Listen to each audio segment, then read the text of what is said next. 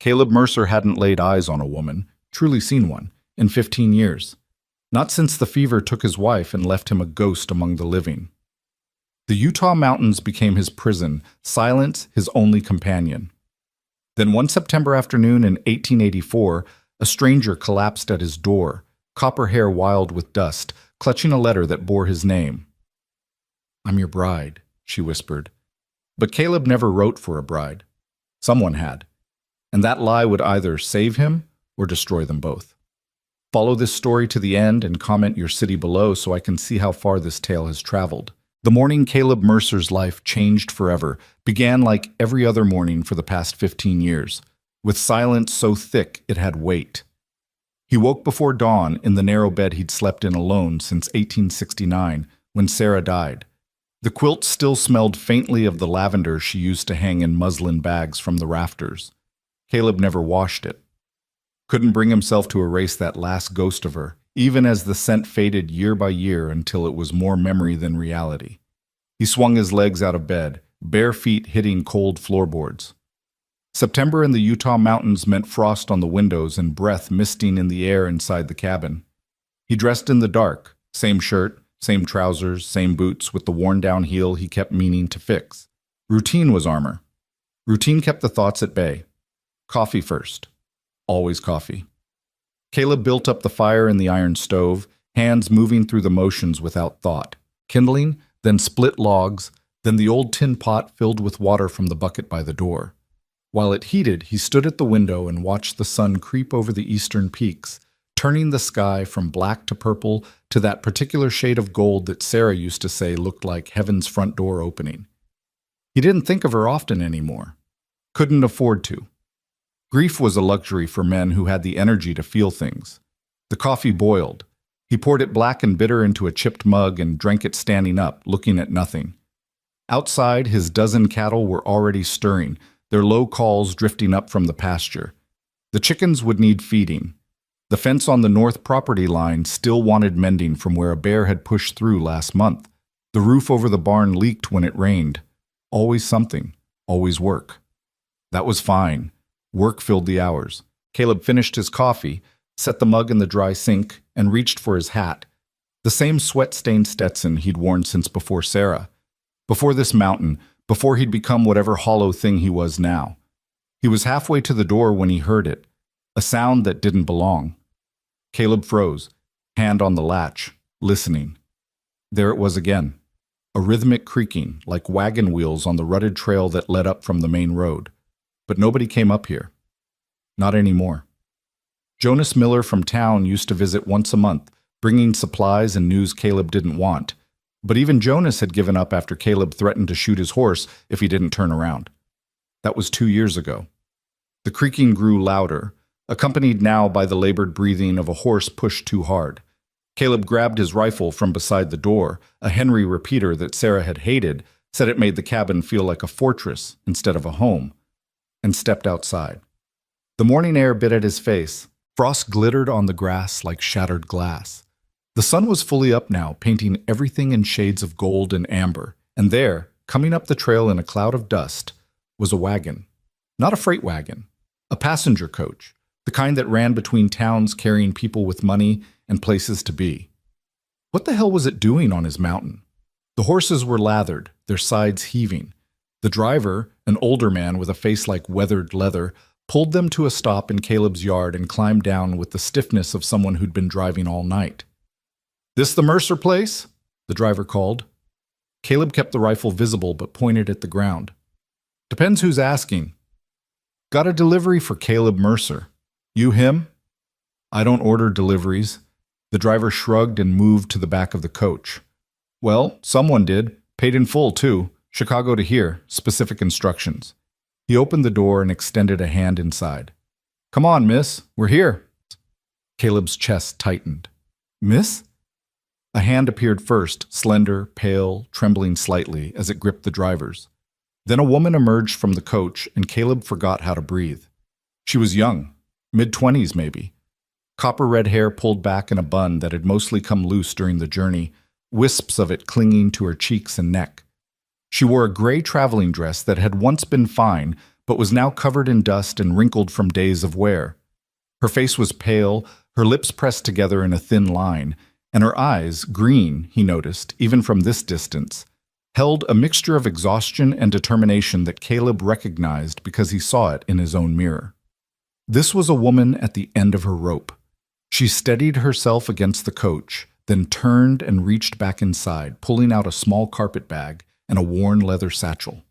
The driver helped her down, and she stood there in Caleb's yard, swaying slightly, looking at the cabin and then at him. Their eyes met.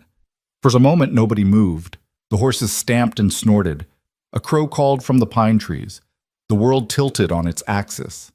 Then the woman took a step forward, and another, and her legs gave out. Caleb moved without thinking.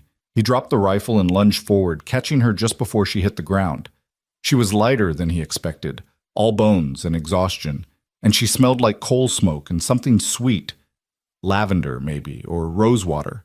His hands hadn't touched a woman in 15 years, and the shock of it, the warmth of her, the reality, almost made him drop her. "I'm sorry," she whispered, her voice hoarse. "I'm sorry, I just—" "Don't apologize," Caleb said, the words coming out rougher than he intended. "Can you stand?" She nodded, but when he tried to help her up, her knees buckled again. He caught her once more, and this time he didn't let go. "Inside, Tom," he said to the driver. "Bring her things." The driver hesitated. "You sure? I mean, this is... well, it's irregular." "Bring her things." Something in Caleb's voice made the man move. He grabbed the carpet bag and satchel and followed as Caleb carried the woman toward the cabin. She didn't protest. Her head lolled against his shoulder, and he could feel her heartbeat, rapid, fluttering, like a bird's. Inside, he laid her on the old sofa near the stove. The same sofa where Sarah used to sit and read while he worked on harnesses and tools. The woman's eyes were closed now, her breathing shallow. Dust streaked her face, and there were dark circles under her eyes that spoke of sleepless nights and hard travel. The driver set the bags down by the door. "She's been on the road for near a week," he said. "Chicago to Denver, Denver to Salt Lake, then up here. Wouldn't tell me why, just kept saying she had to get to the Mercer Ranch." Caleb turned to him. "What's her name?" "Didn't say. Had a letter, though." The driver reached into his coat and pulled out an envelope, yellowed and creased from handling. "Said to give this to Caleb Mercer when we arrived." Caleb took the envelope. His name was written across the front in careful script, not his handwriting, but someone's who knew how to write proper. The seal had been broken. "She read it?" he asked. "Said it was addressed to her too. Wouldn't show me, but she kept reading it over and over during the journey, like she was memorizing it." Caleb's jaw tightened. "How much do I owe you?" "Already paid. Like I said, someone in Chicago took care of everything." "Then get off my property." The driver opened his mouth to argue, then thought better of it. He touched his hat brim and headed for the door. At the threshold, he paused. "Good luck, mister. I think you're going to need it." Then he was gone, the sound of the wagon fading down the trail. Caleb stood there holding the letter, looking at the woman on his sofa. She was starting to stir, her eyelids fluttering. He should wake her, demand answers, find out what kind of game this was. Instead, he opened the letter. The paper was good quality, expensive. The handwriting was the same as on the envelope, careful, deliberate, masculine. Caleb's eyes scanned the words, and with each line his blood ran colder. "Dear Miss Whitfield, I am writing in response to your inquiry regarding matrimonial arrangements. After careful consideration, I believe we may be well suited to one another. I am a rancher of modest means living in the Utah Territory. I am 40 years of age, in good health, and of sound moral character. I seek a wife who is industrious, of good temperament, and willing to embrace the challenges of frontier life. If these terms are agreeable to you, I invite you to travel to my ranch, where we may become acquainted and, if suitable, enter into marriage. I have arranged for your passage and will meet you upon arrival. I am a man of few words, but I give you my word that you will be treated with respect and provided for to the best of my ability. Yours in sincerity, Caleb Mercer." The letter slipped from Caleb's fingers and drifted to the floor. He didn't write this, didn't send for a bride, didn't even know there were agencies that arranged such things, though he'd heard stories. Men on the frontier too isolated or too awkward to court proper, sending for women from back east like ordering equipment from a catalog. But he never... Is it really you? Caleb spun around. The woman was sitting up now, her green eyes fixed on him with an intensity that made him take a step back. She looked fragile as glass but hard as iron underneath, and there was something in her expression, hope, maybe, or desperation, that twisted in his chest like a knife. Is it really you? She repeated. Caleb Mercer? Yes, I'm Caleb Mercer, but I'm Clara. She stood, wavering slightly, but refusing to sit back down. Clara Whitfield, from Chicago. She gestured at the letter on the floor. You wrote to me. You said if I came here, we might... She couldn't finish. Her voice broke, and she pressed her hand to her mouth, fighting for control. Caleb felt the world narrowing to this moment, this woman, this impossibility. Miss Whitfield, I think there's been a mistake. I didn't write that letter. I didn't send for a bride. I don't know who did this, but it wasn't... No. The word came out flat, absolute. No, Clara said again. You're lying. You have to be lying. I came all this way. I gave up everything. She swayed again, and Caleb moved to steady her, but she jerked away from his touch. Don't lie to me, please. I can't go back. I won't. There was something in her voice beyond desperation, something that sounded like terror. Caleb held up his hands, palms out. I'm not lying. I swear to you, I didn't write that letter, but you're exhausted. You need rest, food. Then we'll figure this out. Figure what out? That you don't want me? That this was all some cruel joke? It's not a joke. Someone did this. Someone wrote that letter and signed my name, but it wasn't me. He picked up the letter, studying it again. Did you write to someone first? Place an advertisement? Claire's face flushed. Yes. In a Chicago paper. I had to leave the city. I thought if I could find a husband, a good man who needed a wife, I could start over. Your letter, the letter, was the only one that sounded kind. Kind. The word hung in the air between them. Caleb looked at this woman, this stranger who'd traveled 1,000 miles based on words he never wrote, and felt something shift inside him. Anger at whoever had done this, confusion about why. But underneath, something else. Something that felt dangerously close to the way he used to feel when Sarah looked at him across the breakfast table, the morning light in her hair. No. He couldn't think like that. Wouldn't. When did you last eat? He asked. Clara blinked, thrown by the question. Yesterday morning. Maybe. I can't remember. Sit down. Mr. Mercer. Sit. Down. He pointed at the sofa, and after a moment's hesitation, she obeyed. I'm going to make you something to eat. Then you're going to sleep. Tomorrow we'll figure out who did this and how to get you back to Chicago. But right now, you need food and rest, or you're going to collapse again. I can't go back to Chicago, Clara said quietly. There's nothing for me there. Worse than nothing. Caleb wanted to ask what that meant, but the look in her eyes stopped him. Whatever she'd left behind, it wasn't just a job or a boarding house. It was something that still had claws in her. One problem at a time, he said.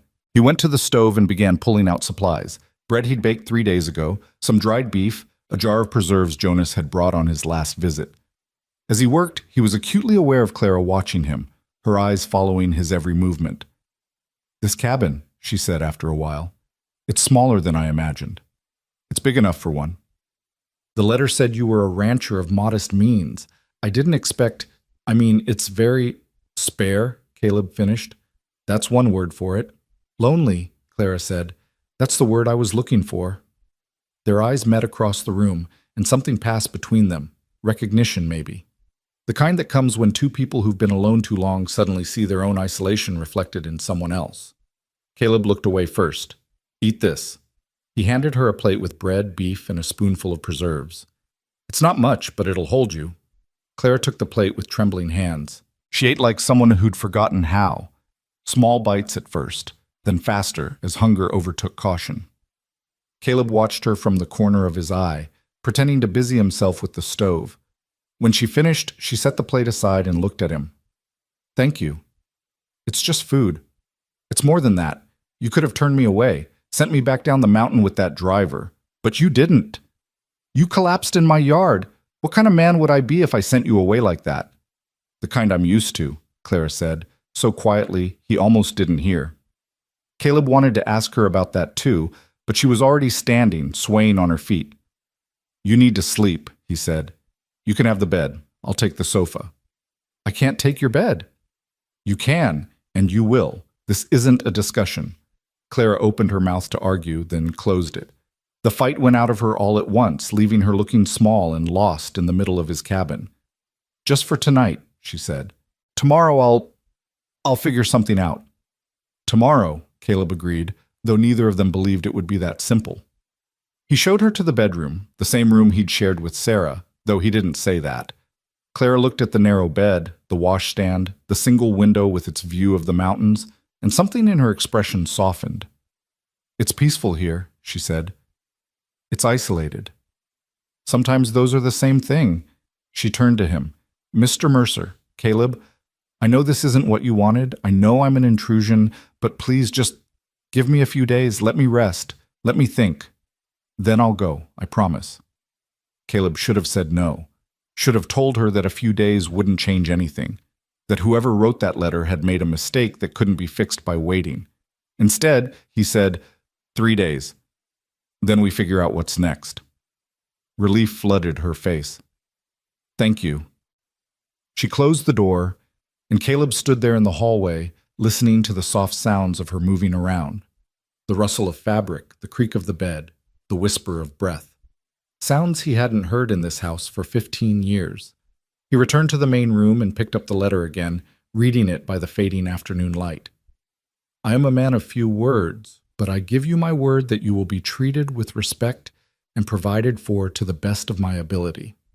Someone knew him well enough to write this, knew his age, his occupation, his isolation, knew that if a woman showed up claiming to be his bride, he wouldn't turn her away without at least hearing her out.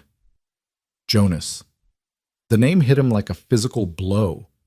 Jonas Miller, his oldest friend, the only person who still visited before Caleb drove him off. Jonas, who'd been after him for years to move on, to find someone new, to stop living like a ghost. Jonas, who'd said more than once, You're dying up here, Caleb. Just slowly. If I could find a way to make you live again, I'd do it. Damn the consequences. Damn you, Caleb whispered to the empty room. He crumpled the letter in his fist, then smoothed it out again. Because no matter how angry he was, no matter how much he wanted to ride into town and put his fist through Jonas's face, the fact remained. Clara Whitfield was here. Exhausted, frightened, with nowhere else to go and something dark chasing her from Chicago. And for the first time in 15 years, Caleb's cabin didn't feel like a tomb. He sat on the sofa as the sun set, watching shadows crawl across the floor, and thought about the woman sleeping in his bed. Clara. Red hair and green eyes, and a voice that broke when she said she couldn't go back. 3 days. He'd given her 3 days. Somehow, Caleb suspected it wouldn't be enough. Night fell heavy on the mountain. Caleb sat by the dying fire, unable to sleep, the rifle across his knees more from habit than need. In the bedroom, Clara's breathing had finally evened out into the deep rhythm of true rest. He should be planning, figuring out how to confront Jonas, working out how to send Clara back to Chicago safely, or at least to some town where she could start fresh without false promises chaining her. Instead, he found himself listening to her breathe. It was strange, having another person in the house. Strange and unsettling, and something else he didn't want to name. The cabin felt different, smaller, maybe, but also more alive, like a held breath finally released. Caleb stood and walked to the window. Outside, the moon was rising over the eastern peaks, painting the world in silver and shadow. His land stretched out before him, the pasture where his cattle slept, the barn with its sagging roof, the fence line that needed mending. Evidence of a life half-lived, maintained but not tended, survived but not embraced. You're dying up here, Caleb. Maybe Jonas was right. Maybe Caleb had been dying by inches for 15 years, so gradually he hadn't noticed the life bleeding out of him. But that didn't give Jonas the right to do this, to forge a letter, to send for a woman without asking, to drag someone else into Caleb's self-imposed exile. A sound from the bedroom made him turn, soft crying, muffled, like Clara was trying not to wake him. Caleb's hand went to the door handle, then stopped. This wasn't his pain to interrupt. Whatever Clara was crying for, the life she'd left, the lies she'd discovered, the uncertain future ahead, she had a right to it. But the sound cut through him anyway, made his chest tight and his hands clench. He'd heard Sarah cry like that once, near the end when she knew the fever would take her. She'd tried to hide it, turning her face to the wall, but Caleb had known. He'd climbed into bed beside her and held her until the crying stopped, until she fell asleep in his arms for the last time. The memory was sharp enough to draw blood. Caleb turned away from the door and returned to the sofa. He lay down, still fully dressed, the rifle on the floor beside him. The crying in the bedroom eventually stopped, replaced again by the quiet breathing of sleep. Tomorrow, he told himself. Tomorrow he'd ride into town and get answers. Tomorrow he'd figure out how to undo this mess. But as sleep finally pulled him under, his last thought wasn't of Jonas or the forged letter or the anger burning in his gut. It was of green eyes and copper hair and a voice saying, "Sometimes peaceful and isolated are the same thing." Caleb woke to the smell of coffee. For a moment, still half asleep, he thought he was dreaming, or that he'd somehow slipped 15 years into the past, back to mornings when Sarah would wake before him and have breakfast started. The cabin filled with the scent of coffee and frying bacon and fresh bread. Then memory crashed back. The woman. The letter. The impossible situation. He sat up fast, instantly alert. The fire in the stove was going, and through the bedroom door, left open now, he could see the bed was empty, neatly made with the quilt pulled tight and tucked in at the corners. Caleb stood and moved to the main room. Clara was at the stove, still wearing her traveling dress, but with the sleeves rolled up and her hair pulled back in a simple braid. She was cooking eggs, his eggs, from his chickens, and there was a pot of coffee on the back burner. She turned when she heard him and offered a small, uncertain smile. "I hope you don't mind. I woke up and couldn't go back to sleep, and I thought, well, you fed me last night. It seemed only fair to return the favor." Caleb stared at her. In the morning light, he could see her more clearly, the exhaustion still in her face, the worry in her eyes, but also something else, a kind of determination. The set of her jaw said this was a woman who'd made a decision and meant to see it through. "You didn't have to do that," he said. "I know, but I wanted to." She turned back to the eggs. "I hope you like them scrambled. I'm not much good at anything else." "Scrambled is fine." They stood there in awkward silence while Clara finished cooking. She found plates. How had she known where he kept them? And divided the eggs, adding a slice of the bread he'd given her last night. She poured coffee into 2 cups and brought everything to the small table near the window. "Sit," she said, and there was something in her voice, not quite authority, but close. That made Caleb obey. They ate without talking. The eggs were good, better than anything Caleb had cooked in years. He'd forgotten that food could taste like something other than fuel. Finally, Clara set down her fork and looked at him. "I've been thinking." "About?" "About what you said last night, that someone else wrote that letter." She paused. "I believe you." Caleb's eyebrows rose. "Just like that?" "I'm a good judge of character, Mr. Mercer. Had to be, where I come from. And you're a terrible liar. Last night, when you said you didn't write it, you were telling the truth. I could see it." "So where does that leave us?" Clara took a breath. "I have a proposal. Not that kind of proposal," she added quickly, color rising in her cheeks. "A business arrangement." "I'm listening." "You gave me 3 days. Let's make it a month." Caleb nearly choked on his coffee. "A month?" "Hear me out. You live up here alone. This place, no offense, it needs work. The fence is falling apart. The roof on the barn leaks. The chicken coop is held together with prayer and rust. I saw all that when I arrived." She leaned forward. "Let me stay for a month. Let me help. I can cook, clean, mend clothes, tend animals. I'm stronger than I look, and I'm not afraid of hard work. Miss Whitfield, in exchange, you give me room and board, nothing else. Separate sleeping arrangements, no expectations.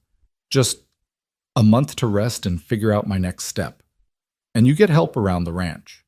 Help you clearly need. Caleb shook his head. People would talk. People where?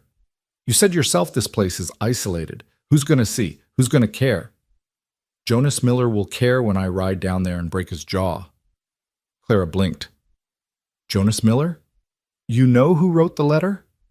I have a suspicion, and when I see him, I'll get the truth. Then take me with you. What? When you go to town, take me with you. Let me hear him admit it. Then, if you still want me gone, I'll go. But give me the month first, please. There was that word again. Please. Said like it cost her something to ask. Caleb looked at her, really looked at her, and saw the fear underneath the determination. This woman was running from something, and whatever it was, it terrified her more than being stranded on a mountain with a stranger. What are you so afraid of? He asked quietly. Clara's face went still. That's my business. Not if you're asking to stay under my roof. I'm asking for a month of work in exchange for shelter, that's all. My reasons are my own. They stared at each other across the table. Caleb wanted to push, to demand answers, but something in Clara's expression stopped him. There were walls there, high and thick, built from pain he recognized because he'd built the same ones. A month, he said finally. But we go to town tomorrow. I get answers from Jonas. And if there's any trouble, any hint that your being here causes problems, you leave. Agreed? Clara exhaled, relief flooding her features. Agreed. And separate sleeping arrangements. You keep the bedroom. I'll sleep out here. Mr. Mercer, Caleb, if you're staying, you might as well use my first name. A small smile touched her lips. Caleb, and you should call me Clara. Clara. The name felt strange in his mouth, foreign. He hadn't called a woman by her first name since Sarah. Finish your breakfast. We've got work to do. They fell into a rhythm over the next day, tentative at first, like dancers learning a new pattern. Clara took over the inside of the cabin, cleaning, organizing, going through supplies and making lists of what they needed. Caleb worked outside, mending the fence on the north property line and trying not to think about the woman in his house. But he did think about her, constantly. He thought about the way she moved through the cabin with quiet efficiency, like she was trying to make herself useful enough to justify her presence. He thought about her hands, surprisingly strong for how delicate they looked, and the way she hummed under her breath while she worked. He thought about the fear in her eyes when she'd said she couldn't go back to Chicago. Mostly, he thought about how the cabin felt different, alive. That afternoon, Clara brought him water while he worked on the fence. She picked her way across the pasture in her traveling dress, which was looking worse for wear, carrying a jar wrapped in cloth to keep it cool. You should take a break, she said, handing him the water. It's hot.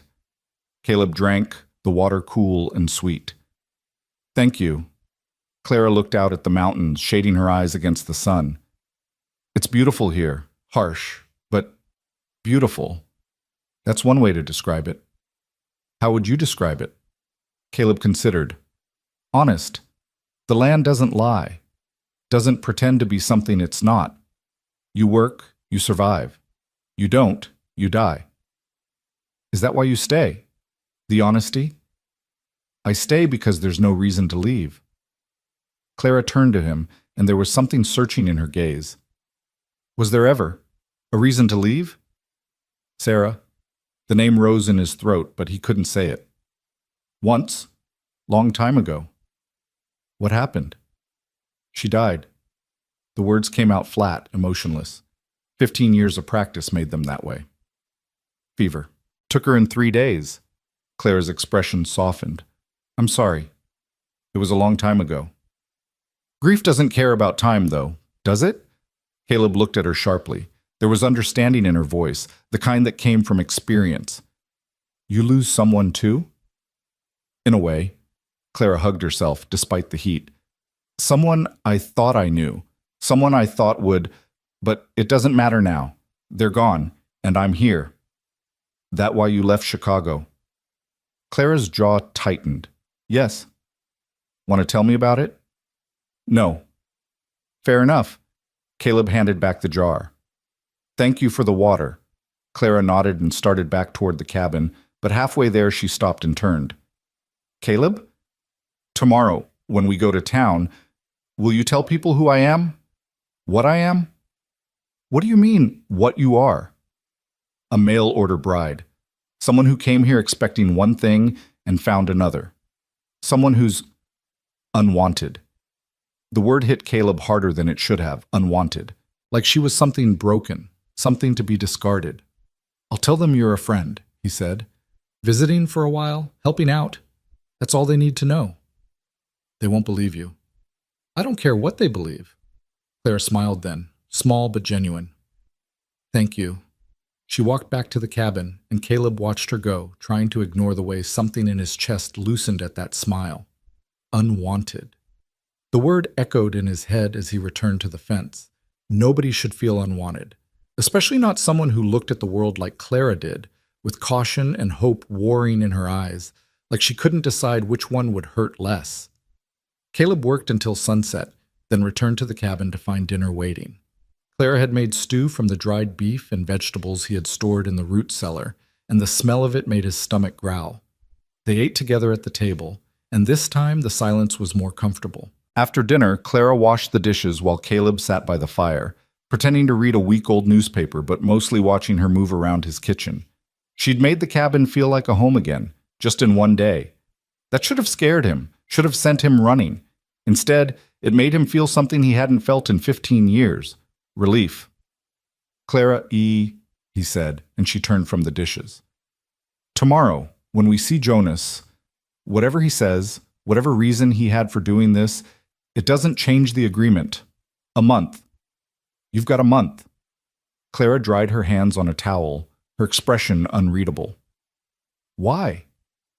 Why what? Why help me? You don't know me, don't owe me anything. I'm a stranger who showed up under false pretenses. So why? Caleb looked at her, at the fear and hope and exhaustion in her face, and knew he couldn't tell her the real reason. That having her here made the silence bearable, that her presence reminded him what it felt like to be human. Because everyone deserves a chance to start over, he said instead, even if that chance comes from a lie. Clara's eyes glistened, but she blinked the tears back. Thank you, Caleb. She turned away before he could respond, finishing the dishes with her back to him. When she was done, she bid him good night and retreated to the bedroom, closing the door softly behind her. Caleb sat by the fire long after she'd gone to bed, listening to the night sounds of the mountain, wind through the pines, the distant call of a coyote, the creak and settle of the cabin itself. Tomorrow, they'd go to town. Tomorrow he'd confront Jonas. Tomorrow he'd get answers. But tonight, for the first time in 15 years, Caleb Mercer wasn't alone. And against all reason, against every wall he'd built, that felt like enough. The morning came cold and clear, frost painting intricate patterns on the windows like lace made of ice. Caleb woke on the sofa with his back aching and his mind already racing toward the confrontation ahead. He could hear Clara moving in the bedroom, the soft sounds of someone preparing for a day they dreaded. He sat up and pulled on his boots, lacing them with deliberate slowness, buying time he didn't need. Town meant people, questions. Jonas. The thought of facing his old friend, former friend maybe, made his jaw clench hard enough to hurt. The bedroom door opened and Clara emerged wearing the same traveling dress, though she'd done her best to clean and press it. Her hair was pulled back severe and tight, like armor. She looked pale but determined, her chin lifted in a way that told Caleb she'd spent the night steeling herself for this. Ready? He asked. No, but let's go anyway. They hitched up Caleb's wagon in silence, the old mare stamping and snorting in the cold air. Clara climbed up to the bench seat without waiting for help, settling her skirts around her with practiced efficiency. Caleb took his place beside her, acutely aware of how close they were sitting, their shoulders nearly touching. The trail down the mountain was rough, rutted from spring runoff and summer storms. The wagon jolted and swayed, and more than once Clara had to grab the seat to keep from being thrown. Caleb drove with one hand, the other resting near hers in case she needed steadying. She never asked for it. They'd been riding for maybe 20 minutes when Clara finally spoke. This friend of yours, Jonas, What kind of man is he? Caleb considered the question. Good man. Or was. Known him since before I came to the mountain.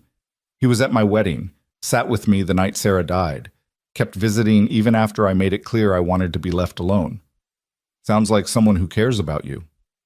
Caring doesn't give him the right to meddle in my life, doesn't give him the right to drag you into this. Clara was quiet for a moment, watching the landscape roll by.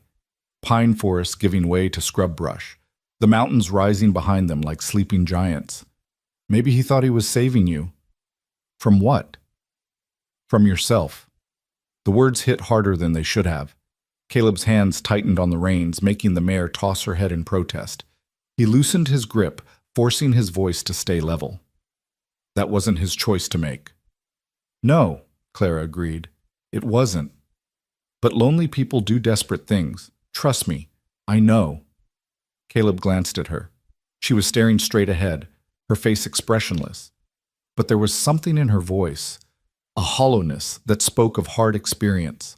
He wanted to ask what desperate things she'd done, what had driven her to answer an advertisement from a stranger, to travel across the country on the promise of a new life. But the walls around Clara were high and guarded, and Caleb knew better than to push. He had walls of his own. The town of Redemption came into view as they rounded the last bend, a collection of weathered buildings clustered along a single main street, with a church at one end and a saloon at the other. Maybe 200 people called it home, most of them ranchers or miners or the shopkeepers who served them. It was the kind of place where everyone knew everyone else's business, and strangers were noticed immediately. Caleb felt Clara stiffen beside him as they entered town. A few people on the street stopped to stare. Old Mrs. Henderson outside the general store, the blacksmith's apprentice taking a break from the forge, a group of cowboys lounging outside the saloon. Their eyes tracked the wagon, landing on Clara with undisguised curiosity. They're staring, Clara whispered. Let them. Caleb, you're with me. That's all that matters. He pulled the wagon up outside Miller's Hardware, Jonas's store. It was a solid building, well-maintained with glass windows that gleamed in the morning sun and a painted sign that read Miller and Sons, even though Jonas had no sons, no family at all except for the town itself. Caleb set the brake and climbed down, then turned to help Clara. She hesitated, her eyes fixed on the store. I can wait here, she said. No, you come with me. You deserve to hear this. Clara took his offered hand and stepped down, and Caleb was struck again by how light she was, how fragile she seemed despite the steel in her spine. He didn't let go of her hand right away, and she didn't pull back. For a moment they stood there, two people bound together by a lie, facing the truth. Then Caleb released her and headed for the door. The bell above it jangled as they entered. The store was dim after the bright sunlight, smelling of sawdust and machine oil and the penny candy Jonas kept in a jar by the register. Shelves lined the walls, stocked with everything from nails to lanterns to bolts of fabric. At the back counter, Jonas Miller stood with his back to them, inventorying something in a ledger. Be right with you, Jonas called without turning around. Caleb's hands clenched into fists. You'll want to turn around for this, Jonas. Jonas froze.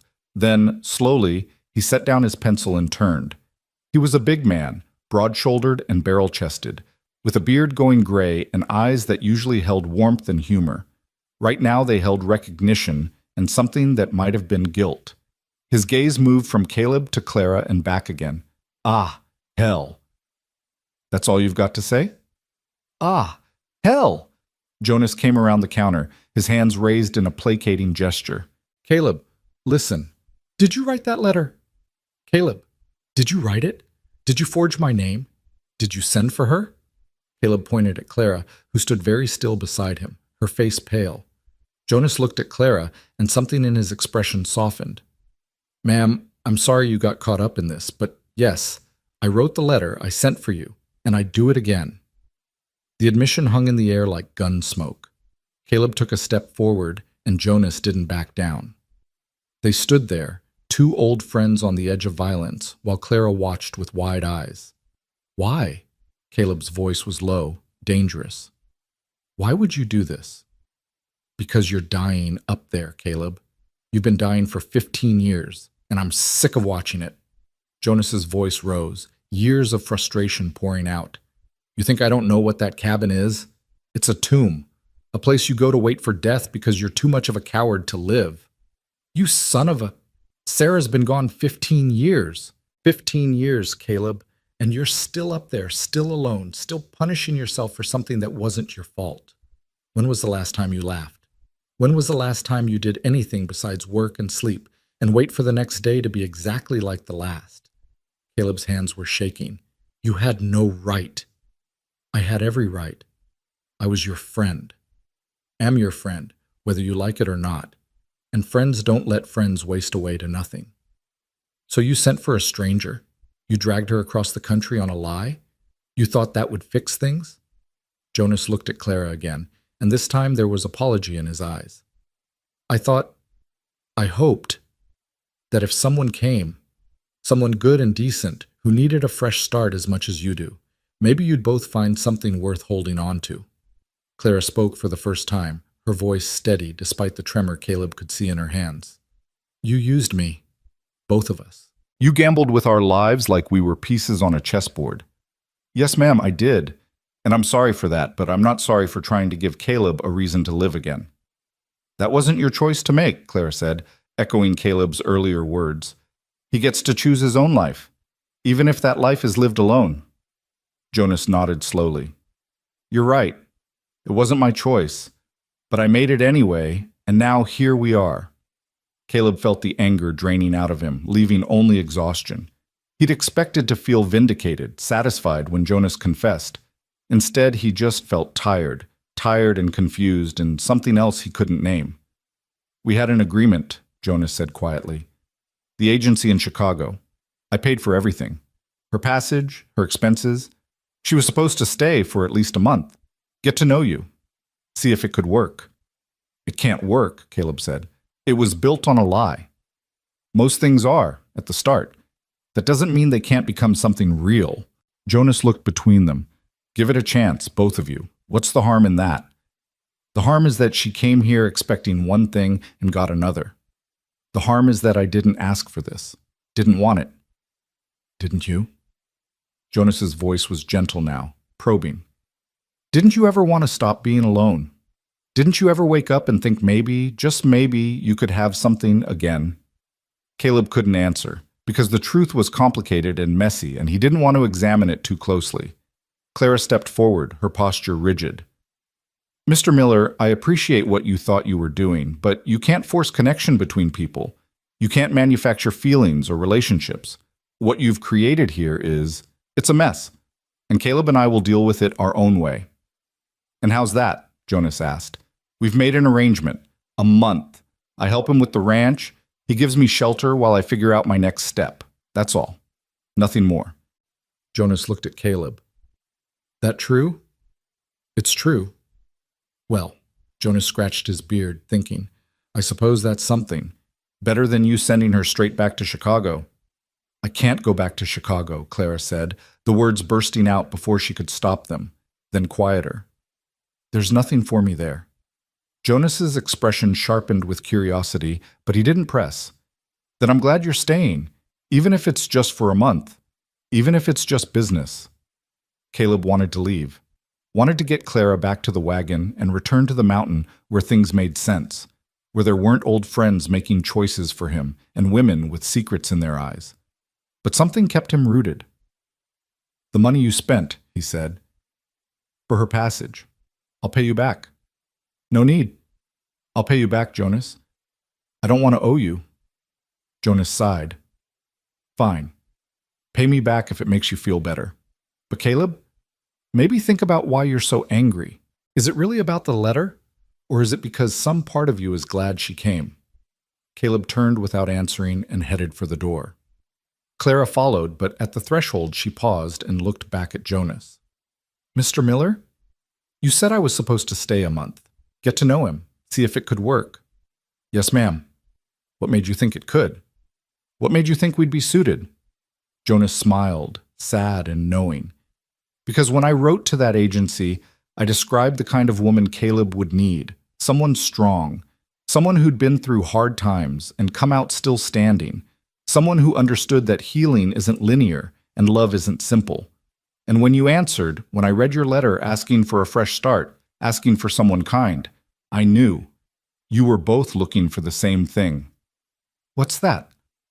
A reason to stop running. Claire's breath caught. Then she turned and followed Caleb outside, leaving Jonas alone in his store with his ledger and his guilt and his hope. The street was busier now, the town coming fully awake. More people stared as Caleb and Clara walked to the wagon. He heard whispers, saw pointing fingers. This would be all over redemption by sundown. Caleb Mercer, the hermit, coming to town with a strange woman. Let them talk. He'd stopped caring what people thought 15 years ago, but as he helped Clara into the wagon, he saw the way she held herself, the shame and discomfort radiating from her like heat. She cared. Whatever had happened in Chicago, whatever she was running from, it had taught her to fear judgment. Caleb climbed up beside her and took the reins, but before he could signal the mare forward, a voice called out, "Caleb Mercer, that you?" Caleb turned to see Reverend Thomas striding toward them, his black coat dusty from the road, his round face creased with pleasure. He was the town's preacher, a good man who'd tried more than once to coax Caleb back to church, back to community. "Reverend," Caleb said with a nod, "haven't seen you in town for months. Thought maybe you'd finally turned into a proper mountain man, living on berries and stream water." The Reverend laughed at his own joke, then his eyes landed on Clara. "And who is this lovely young lady?" Caleb felt Clara tense beside him. "This is Miss Whitfield. She's staying at my ranch for a while, helping out." The Reverend's eyebrows rose. "Helping out? Well, that's wonderful. Always said that place needed a woman's touch. Been saying it for years, haven't I?" "You have," Caleb agreed, keeping his voice neutral. "You must come to church this Sunday, both of you. The whole congregation would love to meet Miss Whitfield. Wouldn't they, dear?" This last was directed at a woman who'd appeared at the Reverend's elbow, his wife, Martha Thomas, a bird-like woman with sharp eyes and a sharper tongue. Martha looked Clara up and down, taking in the wrinkled traveling dress, the tired eyes, the defensive posture. "I'm sure they would," she said, and there was something in her tone that made Caleb's hackles rise. "Tell me, Miss Whitfield, where are you from?" "Chicago," Clara said quietly. "Chicago? My goodness, that's quite a journey. What brings you all the way out here to our little territory?" "I needed a change. Mr. Mercer was kind enough to offer work." "Work. I see." Martha's lips pressed into a thin line. "And you're staying at his ranch? Unchaperoned?" The judgment in her voice was clear. Caleb opened his mouth to tell Martha Thomas exactly where she could put her judgment, but Clara spoke first. "I have my own quarters, Mrs. Thomas, separate from Mr. Mercer. Everything is perfectly proper, I assure you." Of course, Reverend Thomas interjected, shooting his wife a quelling look. "We didn't mean to suggest otherwise. We're just surprised, that's all. Caleb's been alone so long, it's wonderful to see him accepting help, accepting company." "It's temporary," Caleb said. "A month? Maybe less." "Well, temporary or not, you should both come to church. Sunday service starts at 10. We'd be honored to have you." Caleb wanted to refuse, wanted to avoid the gossip and speculation and knowing looks, but he felt Clara trembling slightly beside him, and something protective surged in his chest. "We'll think about it," he said. "Now, if you'll excuse us, we need to get back." He snapped the reins before the Reverend could say more, and the wagon lurched forward. Behind them, he could hear Martha Thomas's voice, not quite low enough. "Did you see that dress? And the way she looked? I tell you, there's a story there. A woman doesn't travel that far alone unless she's running from something." Clara made a small sound, almost a whimper, and Caleb's jaw clenched so hard he thought his teeth might crack. "Ignore her," he said. "She's right, though. I am running, and everyone can see it. Let them see. Let them think whatever they want. It doesn't matter." "It matters to me." Clara's voice was thick with unshed tears. I hoped that out here I could be someone new, someone without a past, but it follows me anyway. It's written all over me." Caleb wanted to tell her she was wrong, but he couldn't, because he saw it too, the weight she carried, the shadows in her eyes. Whatever had happened in Chicago, it had marked her. They rode in silence back toward the mountain.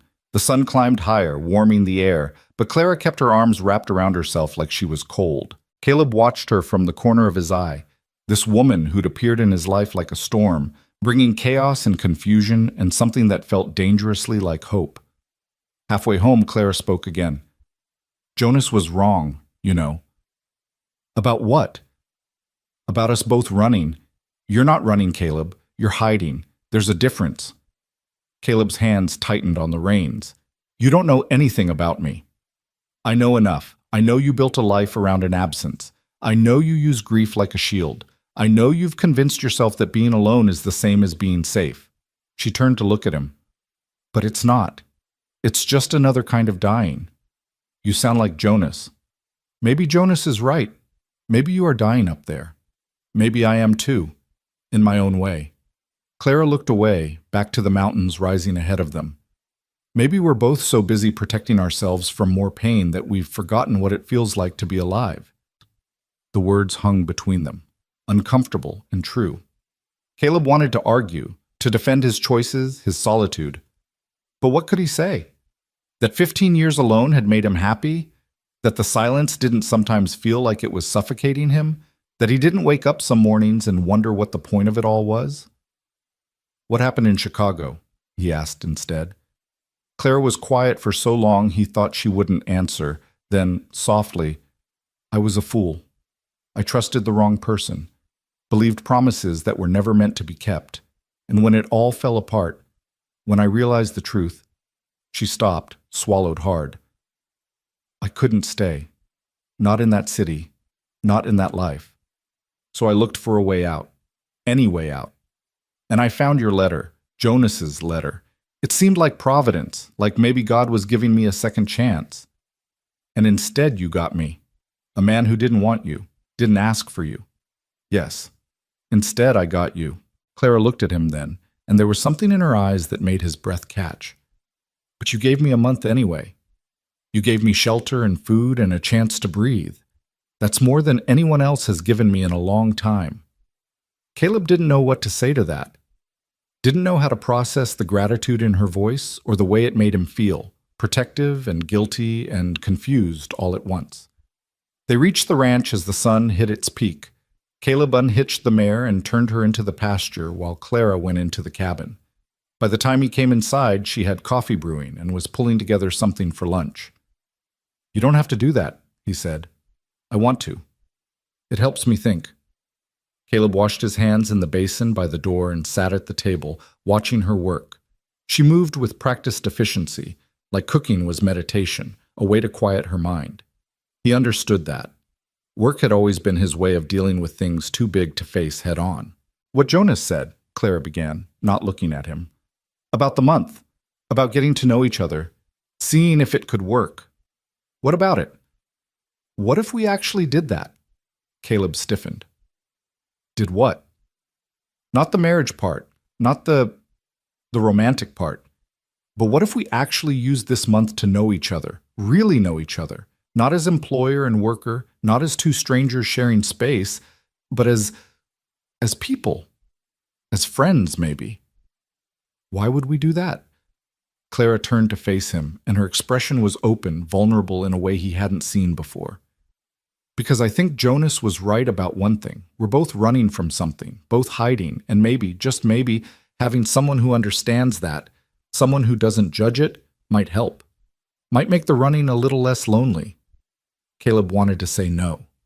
Wanted to keep the walls up, keep the distance safe. But he thought about the past 2 days. About Clara cooking in his kitchen, sleeping in his bed, sitting across from him at meals. About how the cabin had felt different, better. About how he'd felt different, better. Friends? He said slowly. Nothing more. Nothing more, Clara agreed. Just two people sharing space and stories, helping each other figure out what comes next. For a month. For a month. Caleb studied her face, looking for deception, for hidden motives. But all he saw was a woman as tired and damaged as he was, reaching out for connection the only way she knew how. All right, he said. Friends. Clara smiled, and it transformed her face, chasing away some of the shadows. Thank you, Caleb. They ate lunch together, and for the first time the conversation flowed naturally. Clara asked about the ranch, and Caleb found himself talking more than he had in years. about the cattle, the land, the challenges of mountain ranching. She listened with genuine interest, asking questions that showed she was actually paying attention. When it was her turn, she told him about Chicago. Not the bad parts, not yet, but the good things.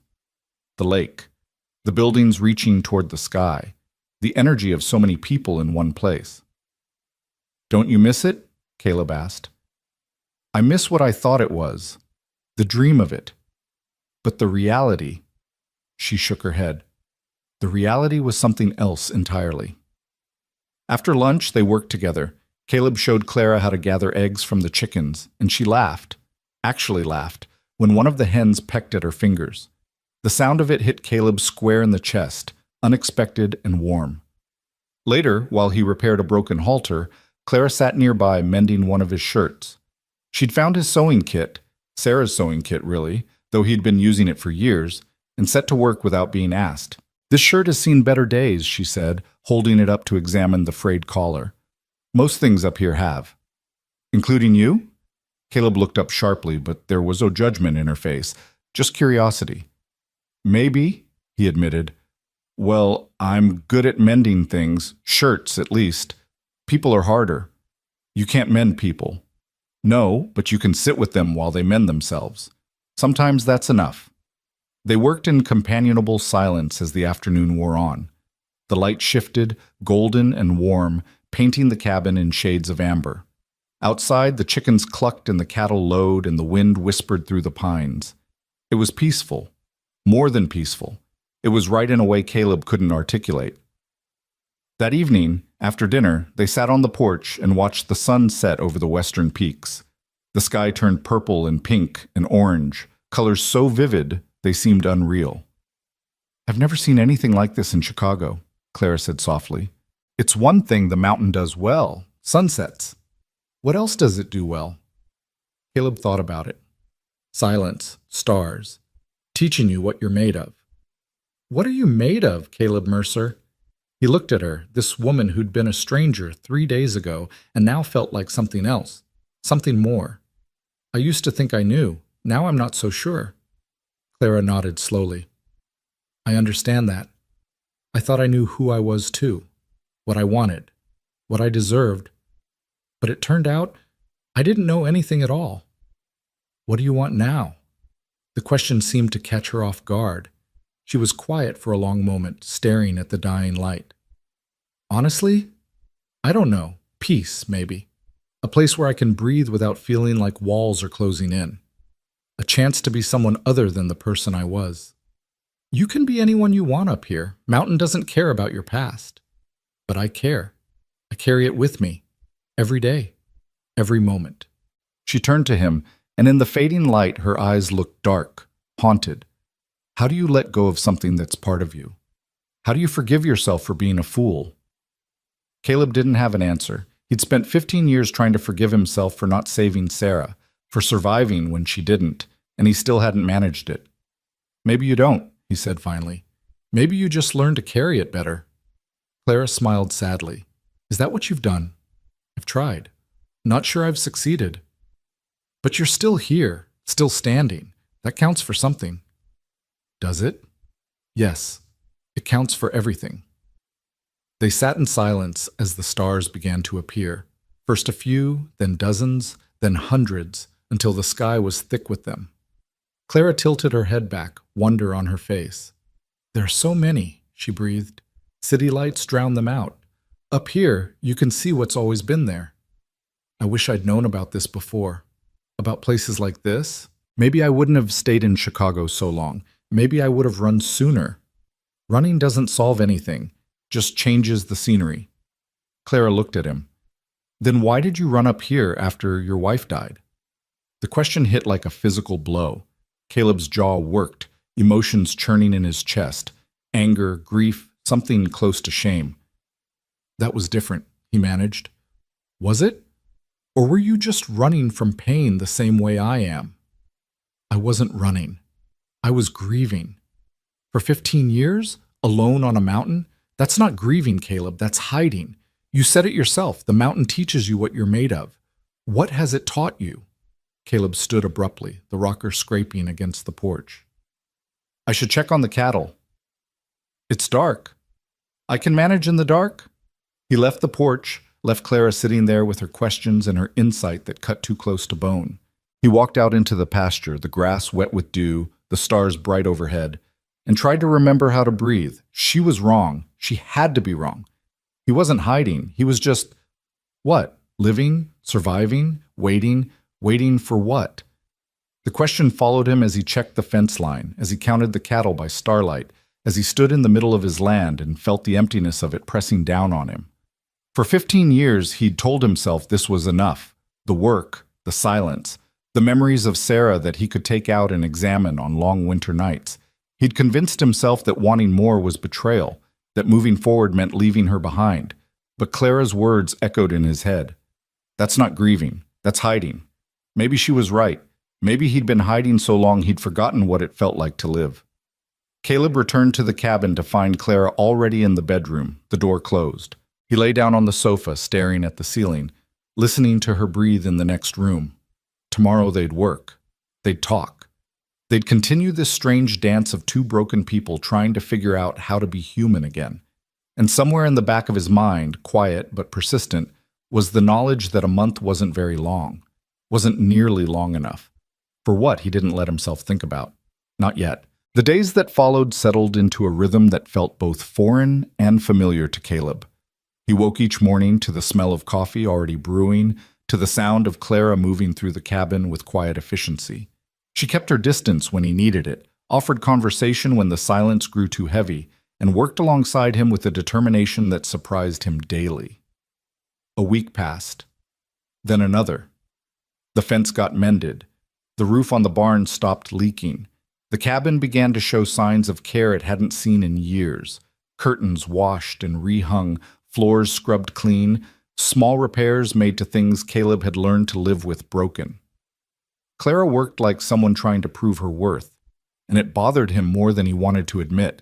She didn't need to prove anything, but every time he tried to tell her to slow down, to rest, she'd just smile that sad smile and say she needed to keep busy. He understood that better than she knew. They talked more as the days went by. Small things at first, the weather, the cattle, plans for the day. But gradually the conversations deepened, like miners digging for something valuable, not sure what they'd find, but unable to stop looking. One afternoon, 2 weeks into Clara's stay, Caleb found her in the barn, attempting to lift a saddle that was too heavy for her. He watched for a moment as she struggled, her face flushed with effort and frustration, before stepping in. "Let me," he said, taking the saddle from her hands. Clara stepped back, breathing hard. "I could have managed." "Maybe, but you don't have to." He hung the saddle on its proper hook. "You push yourself too hard." "I need to be useful." "You are useful, but that doesn't mean you have to break yourself doing it." Clara looked at him, and there was something raw in her expression. "If I'm not useful, what am I? Just another burden, another mistake." "You're not a mistake, Clara." "Aren't I? I came here under false pretenses. I'm staying in your home, eating your food, taking up space in your life. If I'm not at least earning my keep, stop." Caleb moved closer, close enough to see the exhaustion in her eyes, the fear underneath the determination. "You don't have to earn the right to exist. You don't have to prove you deserve kindness. You just have to be." Clara's eyes filled with tears, but she blinked them back fiercely. "That's not how the world works." "Maybe not, but it's how this mountain works. It's how I work." She laughed, but there was no humor in it. "You don't even want me here. Not really. You're just too decent to throw me out." "Is that what you think?" "It's what I know. I see the way you look at me sometimes, like you're trying to figure out how you ended up with this complication in your life, like you're counting down the days until I'm gone." Caleb felt something twist in his chest. Because she was partly right, he had counted the days at first, but somewhere along the way, he'd stopped.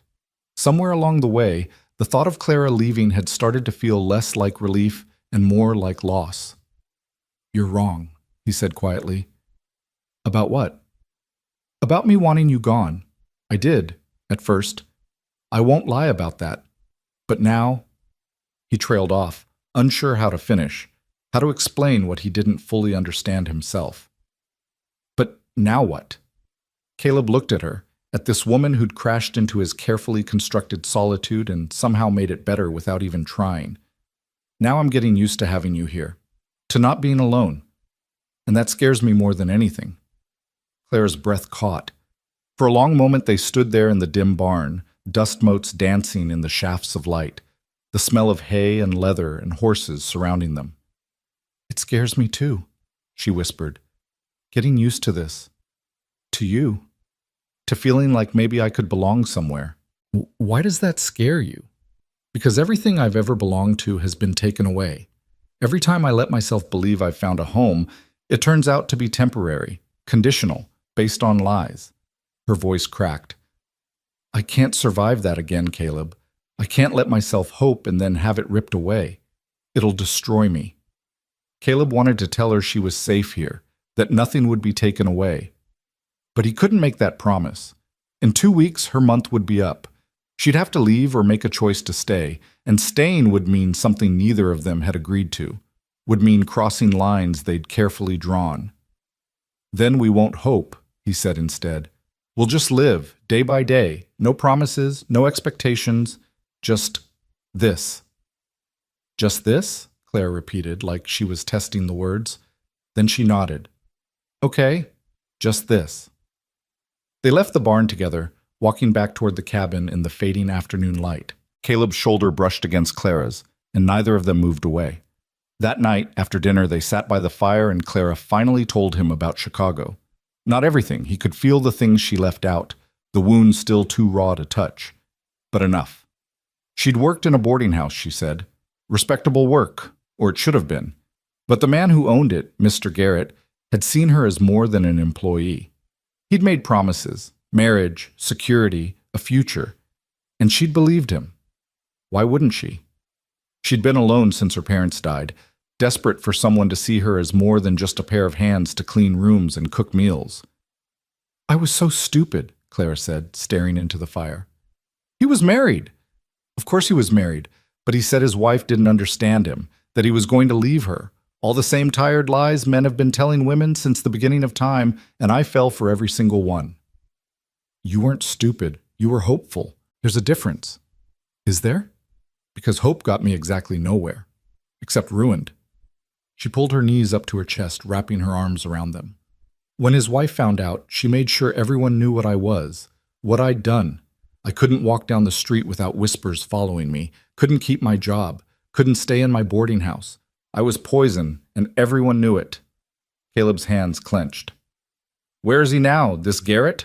Still in Chicago, still married, still running his boarding house like nothing happened. Me who pay the price. The bitterness in her voice was sharp enough to cut. Caleb wanted to tell her it wasn't fair, that she deserved better, but the words felt hollow. Of course it wasn't fair. The world rarely was, especially to women alone. That's when you saw the advertisement? He asked. Yes, I was desperate, broke, sleeping in a church basement and running out of options. I thought if I could just get away, start over somewhere no one knew me, maybe I could salvage something, build a new life. She looked at him. And then I got your letter, Jonas's letter, and it seemed perfect, too perfect. But I was desperate enough to believe in perfect. And you got me instead. Yes, I got you instead. Clara smiled, small and sad. A man who didn't want me, didn't ask for me. A man so buried in his own grief he could barely see straight. Not exactly what I was hoping for. But you stayed anyway. Because where else was I going to go? Back to Chicago, to the whispers and the shame, to another city where I'd be just as alone, just as lost? She shook her head. At least here, I have a roof over my head, food to eat. And you've been kind, kinder than I deserve. You deserve kindness, Clara. What happened to you? What that man did to you? That wasn't your fault. Wasn't it? I made the choice to believe him. I made the choice to... She stopped, color flooding her face. I made my choices. I have to live with them. Caleb saw the shame in her expression, the self-loathing, and it made him angry.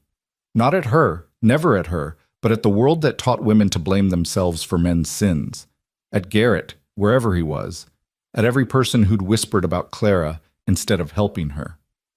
"You were taken advantage of," he said firmly, "by a man who used your loneliness against you, by a system that punishes women for the same things it excuses in men. None of that is your fault." Clara's eyes glistened. "You don't understand. You can't. You're a man. You don't know what it's like to have your entire worth measured by your virtue. To have one mistake, one moment of weakness, define you forever." "No, I don't know what that's like, but I know what it's like to be defined by loss. To have one moment, one failure, shadow everything that comes after." "What failure? Sarah's death wasn't your fault, wasn't it?" Caleb stood and walked to the window, his back to Clara. "She got sick because I brought the fever home. I was in town trading with some travelers passing through. Didn't know they were sick, didn't think to be careful. I brought it back to Sarah, and 3 days later she was gone." He heard Clara stand, felt her move closer. "That's not failure," she said softly. "That's just life. Cruel and random and unfair, but not your fault. I should have protected her. That was my job, my responsibility, and I failed. So you punished yourself, locked yourself away up here where nothing could touch you, where you couldn't fail again because you wouldn't let yourself try." Caleb turned to face her. "Is that so different from what you're doing? Running from Chicago, hiding behind work and usefulness, trying to make yourself small enough that life can't hurt you again?" Clara flinched like he'd struck her. For a moment, anger flashed in her eyes, but it faded quickly, leaving only resignation. "No, it's not different at all. We're both cowards, aren't we? Both so scared of being hurt that we've stopped living." "Maybe. But at least we're honest about it. That's something." They stood there in the firelight, two damaged people seeing themselves reflected in each other's pain. It should have been depressing, should have made the weight of their shared brokenness unbearable. Instead, it felt like relief, like finally being understood. "Clara," Caleb said, and his voice was rough. "What happened in Chicago, with Garrett, it doesn't make you less. Doesn't make you dirty or shameful or any of the things those people said. It just makes you human." A tear slipped down Clara's cheek, then another. "How can you say that? You barely know me." "I know enough. I know you're strong. I know you work yourself to exhaustion trying to prove something that doesn't need proving. I know you're brave enough to cross the country alone on nothing but hope. I know—" He stopped, the next words catching in his throat. "I know that having you here has made me feel more alive than I have in 15 years. Clara's breath hitched. "Caleb, I'm not saying this to— I don't expect anything, but you should know. You should know that you matter, that your being here matters." More tears fell, and this time Clara didn't try to stop them. She closed the distance between them in 3 quick steps and wrapped her arms around him, burying her face against his chest. Caleb froze. For a heartbeat, too, he stood rigid, his body forgetting how to respond to human touch. Then slowly, his arms came up and encircled her, holding her while she cried. She felt impossibly small against him, fragile, but he could feel the strength in her too, the steel core that had brought her this far and kept her standing when everything told her to fall. "I'm sorry," Clara sobbed against his shirt.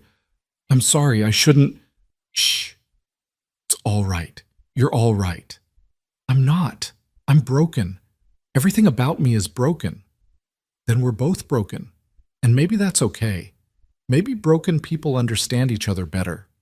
Clara pulled back just enough to look up at him, her face wet with tears, her eyes red-rimmed and swollen. She was a mess. She was beautiful. "What are we doing, Caleb? What is this?" He didn't have an answer, didn't know how to name what was happening between them, this connection that had grown from necessity into something deeper, something that felt both dangerous and inevitable. "I don't know," he admitted. "But I'm tired of being alone, tired of hiding. And if that makes me selfish, it doesn't. It makes you human." Clara's hand came up to rest against his chest, right over his heart. "I'm tired too. So tired of running, of being afraid, of thinking I don't deserve good things." "You deserve good things, Clara. So do you." They stood like that, wrapped in each other's arms, the fire crackling behind them and the night pressing against the windows. It wasn't a kiss, wasn't even close to one, but it felt like something shifting, some wall crumbling that had stood between them since Clara arrived. Eventually, Clara stepped back, wiping her eyes with the back of her hand. I should go to bed. It's late. Clara, wait. She paused, looking at him. Thank you, Caleb said, for trusting me with your story. I know it wasn't easy. Thank you for listening, for not judging. I'm not in a position to judge anyone. Clara smiled, and this time it reached her eyes. Good night, Caleb. Good night. She disappeared into the bedroom, closing the door softly. Caleb stood there for a long time, staring at nothing, his chest still warm where Clara had rested against him. Everything was getting complicated. The clear lines they'd drawn, employer and worker, strangers sharing space, temporary arrangement, were blurring, and Caleb knew he should stop it, should pull back before things went too far. But he didn't want to. For the first time in 15 years, he wanted to move forward instead of staying frozen in the past. The question was whether Clara wanted the same thing, and whether either of them was brave enough to try. The next morning brought rain, a cold autumn downpour that turned the yard to mud and made outdoor work impossible. Caleb woke to the sound of it hammering on the roof, the rhythmic drumming that Sarah used to say sounded like horses running. He found Clara already up, standing at the window and watching the rain with a distant expression. Morning, he said. She turned, and her smile was genuine, if a bit shy. Morning. Coffee's ready?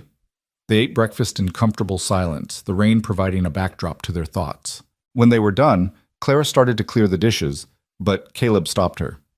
Leave them. We're not working today. But there's always work. Not today. Today we rest. Clara looked uncertain. I don't know how to rest. Then I'll teach you. He built up the fire while Clara dried her hands, then gestured to the sofa. Sit. Caleb, I really should... Sit. Please. She obeyed, perching on the edge of the cushion like she might need to bolt at any moment.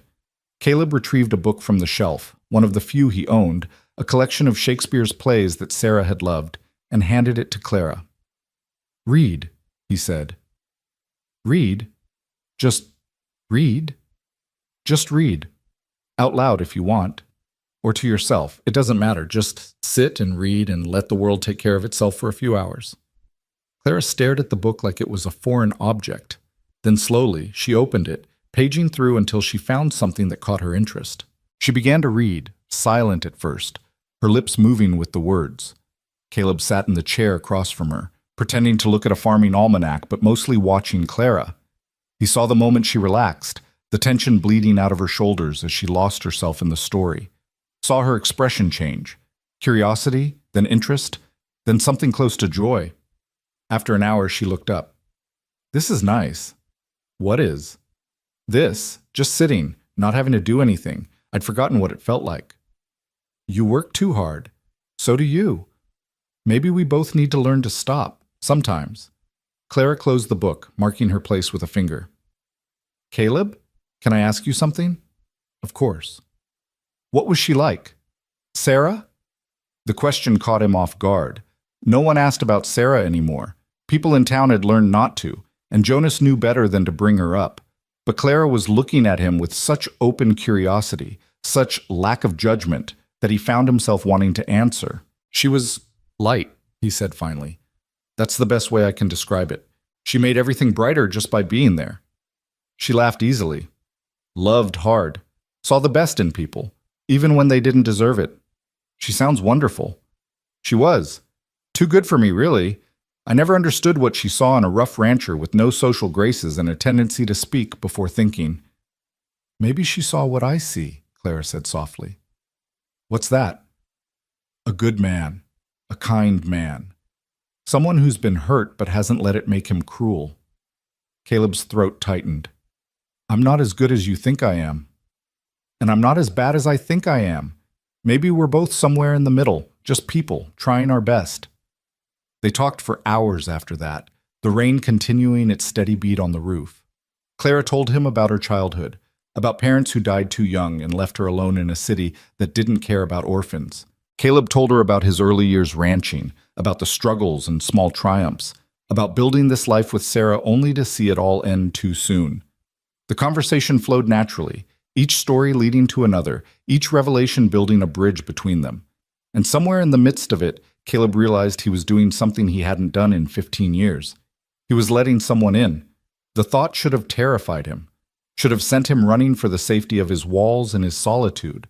But with Clara sitting across from him, her green eyes warm in the firelight, her presence filling the empty spaces in his cabin and his life, terror felt distant. What he felt instead was something close to peace. By evening, the rain had stopped, leaving the world washed clean and gleaming. They made dinner together, working side by side in the small kitchen, their movements synchronized like they'd been doing this for years instead of weeks. After they ate, Clara insisted on teaching Caleb a card game she'd learned in Chicago. He was terrible at it, but her laughter when he made mistakes was worth every lost hand. "You're doing it wrong," she said, giggling as he played yet another card out of turn. "I'm doing exactly what you told me to do." "No, you're doing what you think I told you to do. There's a difference." "Then you're a poor teacher, or you're a poor student." Caleb found himself smiling, really smiling, for what felt like the first time in forever. Maybe both.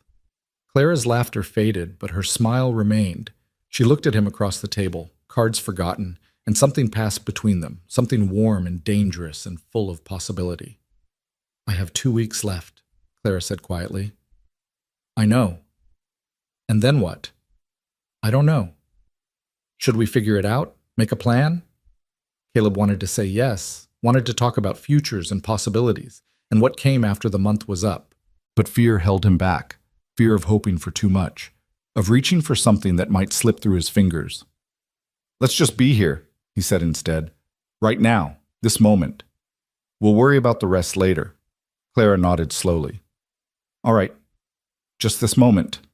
But as they returned to their card game, both of them were thinking about what came next, about choices that would have to be made, about the risk of wanting something, someone, when wanting had only ever led to loss. The days continued to pass, each one bringing them closer to the end of Clara's month and the decision that loomed ahead. They worked together, ate together, talked long into the nights about everything and nothing. The boundaries between them grew thinner, more permeable, until Caleb couldn't remember what it felt like to be alone. One afternoon, a week before Clara's time was up, they were working in the garden when Caleb's hand brushed against hers as they both reached for the same weed. They froze, the touch electric even through the dirt and calluses. Clara pulled back first. "Sorry." "Don't be." They went back to work, but Caleb was hyper-aware of her beside him, of every accidental touch, every shared glance. The air between them felt charged, heavy with things unsaid. That night, Clara seemed restless. She moved around the cabin, straightening things that didn't need straightening, her nervous energy filling the space. "What's wrong?" Caleb finally asked. "Nothing." "Everything." "I don't know." She stopped pacing and turned to him. "Caleb, we need to talk about what happens next week." "Clara." "No, we need to. We can't just keep pretending we have all the time in the world. In 7 days, my month is up. I need to know." She took a breath. "I need to know if you want me to leave." The question hung between them, stark and unavoidable. Caleb stood, crossing to where Clara stood by the window. "Do you want to leave?" "I asked you first." "I'm asking you now." Clara's hands twisted together. "It's not about what I want. It's about what makes sense, what's practical. I can't just stay here indefinitely without some kind of plan, some kind of purpose." "What if your purpose is just to stay, to be here?" "As what? Your housekeeper? Your charity case?" "As my—" Caleb stopped, the word he wanted to say too big, too frightening. "As someone who belongs here. With me." Clara's eyes widened. "Caleb, what are you saying?"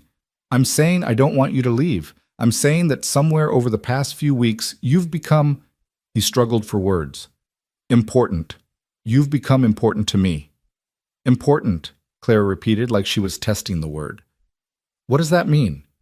"It means the thought of you leaving makes me feel like I'm losing something vital. It means I wake up looking forward to seeing you. It means this cabin feels empty when you're not in it. Even if you're just in the next room. He moved closer. It means I care about you, Clara. More than I should. More than is safe. Clara's breath came faster. This isn't what we agreed to. This was supposed to be temporary. Business. Nothing more. I know. But when have feelings ever cared about agreements? Caleb, I can't. We can't. Clara wrapped her arms around herself. I'm not what you think I am. I'm damaged, ruined. You deserve someone whole. I'm not exactly whole myself. That's different. How? How is my brokenness different from yours? Because yours comes from loss, from loving someone and losing them. That's noble, tragic. Mine comes from stupidity, from letting myself be used. There's nothing noble in that. Caleb reached out and gently took her shoulders, making her look at him. Listen to me. What happened to you with Garrett in Chicago, it doesn't define you. It's something that happened, not something you are. And anyone who can't see that, anyone who would judge you for it, isn't worth your time. But people will judge. They already do. You saw Mrs. Thomas. You know what they'll say if I stay. Let them say it. I don't care. But I care. Claire's voice broke. I care because I've lived through those whispers before. I felt the weight of that judgment, and I won't bring that down on you. You don't deserve it. Then we'll leave. We'll go somewhere no one knows us. Start fresh. Clara stared at him. You'd leave? Leave this ranch? This place you've built your whole life around? If it meant... Caleb stopped, realizing what he was saying, what he was offering. Yes, I'd leave. No. Clara stepped back, breaking his hold. No, I won't let you do that. I won't let you give up everything for me. I'm not worth it. You are to me. Tears spilled down Clara's cheeks. Stop, please stop. You're making this harder. Making what harder? Leaving. When the time comes, I have to be able to leave. And if you keep saying things like this, if you keep making me hope... She choked on a sob.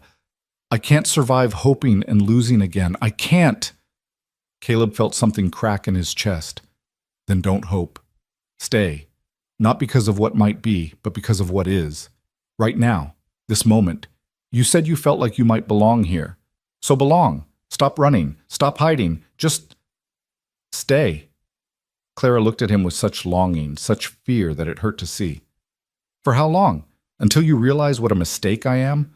Until the past catches up? Until we decide otherwise. Together. As equals. As partners. Partners, Clara whispered. Yes, if you want. If you're willing to try. She searched his face, looking for doubt, for deception, for any sign that this was another lie, another false promise. But Caleb met her gaze steadily, letting her see the truth of what he felt. I'm afraid, Clara said finally. So am I. What if we fail? What if this doesn't work?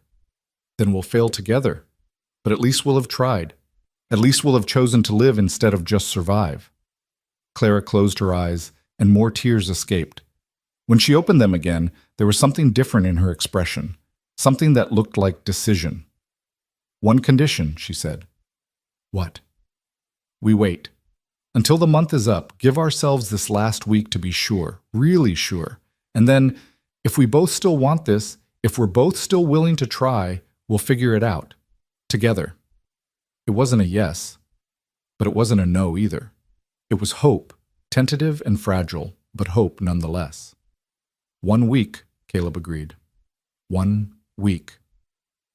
They stood there in the lamplight, the weight of what they'd just agreed to settling over them. The next 7 days would determine everything, whether they had the courage to reach for something real or whether fear would drive them apart. Caleb didn't know which way it would go, but for the first time in 15 years, he wanted to find out. The week that followed felt suspended in time, each day precious and fragile as spun glass. Caleb and Clara moved around each other with new awareness, every glance weighted with possibility, every accidental touch a reminder of what hung in the balance. 3 days after their conversation, Caleb woke to find frost coating the windows in delicate patterns, and Clara already dressed, standing in the main room with a determined expression he'd come to recognize. We're going to church, she announced. Caleb sat up, rubbing sleep from his eyes. What? Church. Today. We're going. Clara crossed her arms. If I'm going to stay, if we're going to try this, I need to face those people. I need to stop hiding from their judgment. You don't owe them anything. No, but I owe myself the chance to hold my head up, to prove I'm not ashamed. Her jaw set stubbornly. I'm going, with or without you. Caleb looked at her, standing there in her worn dress with fire in her eyes, and felt something fierce and protective surge in his chest. Give me 10 minutes to clean up. They rode into town in the wagon, the morning air sharp and cold enough to see their breath. Clara sat rigid beside him, her hands clasped tight in her lap. Caleb could feel the tension radiating from her, the fear she was trying so hard to mask. If it gets to be too much, he said quietly, we leave. No questions asked. Clara nodded but didn't speak. The church was a simple white building at the end of Main Street, its steeple pointing toward heaven like an accusation. People were already gathering outside, dressed in their Sunday best, talking in clusters. Conversation stopped as Caleb's wagon approached. He pulled up to the hitching post and climbed down, then turned to help Clara. Her hand trembled in his, but she stepped down with her chin lifted, meeting the stairs head on. Reverend Thomas appeared at the church door, his face lighting up when he saw them. Caleb, Miss Whitfield, what a wonderful surprise! Come in, come in. But Martha Thomas materialized beside her husband, her expression sharp as a blade. How lovely to see you both. Together. Again. The emphasis on the last word was deliberate, pointed. Clara's grip on Caleb's arm tightened, but her voice was steady. Good morning, Mrs. Thomas. You look well. As do you, my dear. Ranch life must agree with you. Martha's smile didn't reach her eyes. Though I do wonder what your family back in Chicago must think of your arrangement. I have no family in Chicago, Mrs. Thomas. No one to answer to but myself. How convenient. Caleb felt anger flare hot in his chest, but before he could speak, another voice cut in. Martha, that's enough. Jonas Miller stepped forward from the crowd, his expression stern. These are our neighbors, our friends. They deserve respect, not your venom. Martha's face flushed. I'm simply concerned about propriety. Propriety is treating people with kindness, something you might practice more often. Jonas turned to Caleb and Clara. Pay her no mind. Come, I saved you seats inside. He led them into the church, leaving Martha sputtering behind them. The interior was simple. Wooden pews, a plain altar, sunlight streaming through tall windows. Jonas guided them to a pew near the middle and sat beside them, a buffer against the whispers that followed in their wake. Thank you, Clara whispered to Jonas. Don't thank me yet. You're braver than I gave you credit for coming here. Jonas looked at Caleb. Both of you. The service began and Caleb tried to focus on Reverend Thomas's words about forgiveness and redemption, but his attention kept drifting to Clara beside him. She sat straight-backed and still, her hands folded in her lap, but he could see the tension in her shoulders, the slight tremor in her fingers. Halfway through the sermon, he reached over and covered her hand with his.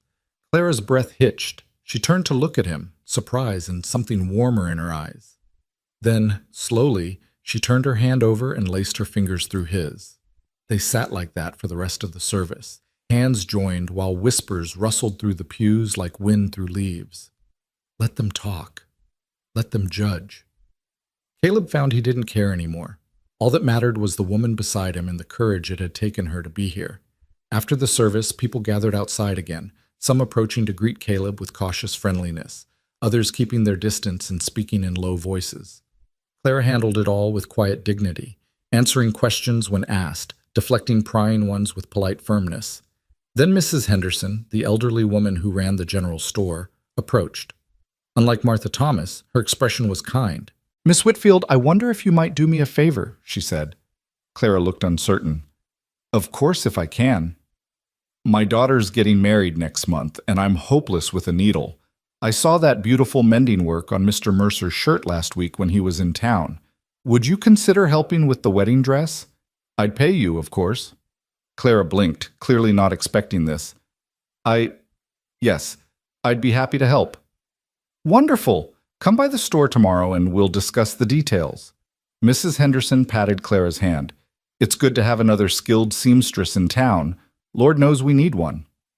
As Mrs. Henderson walked away, Clara looked at Caleb with wonder in her eyes. She wants to hire me. You're good at what you do. Why wouldn't she? Because I thought no one here would want anything to do with me. Not after the way they looked at me. Some people see what they want to see. Others see what's actually there. Caleb squeezed her hand. Mrs. Henderson sees your skill, your value. That's all that matters. Jonas appeared at their side. That went better than expected. Though I suspect will be the main topic of conversation at every dinner table in Redemption tonight. Let them talk, Caleb said. Brave words.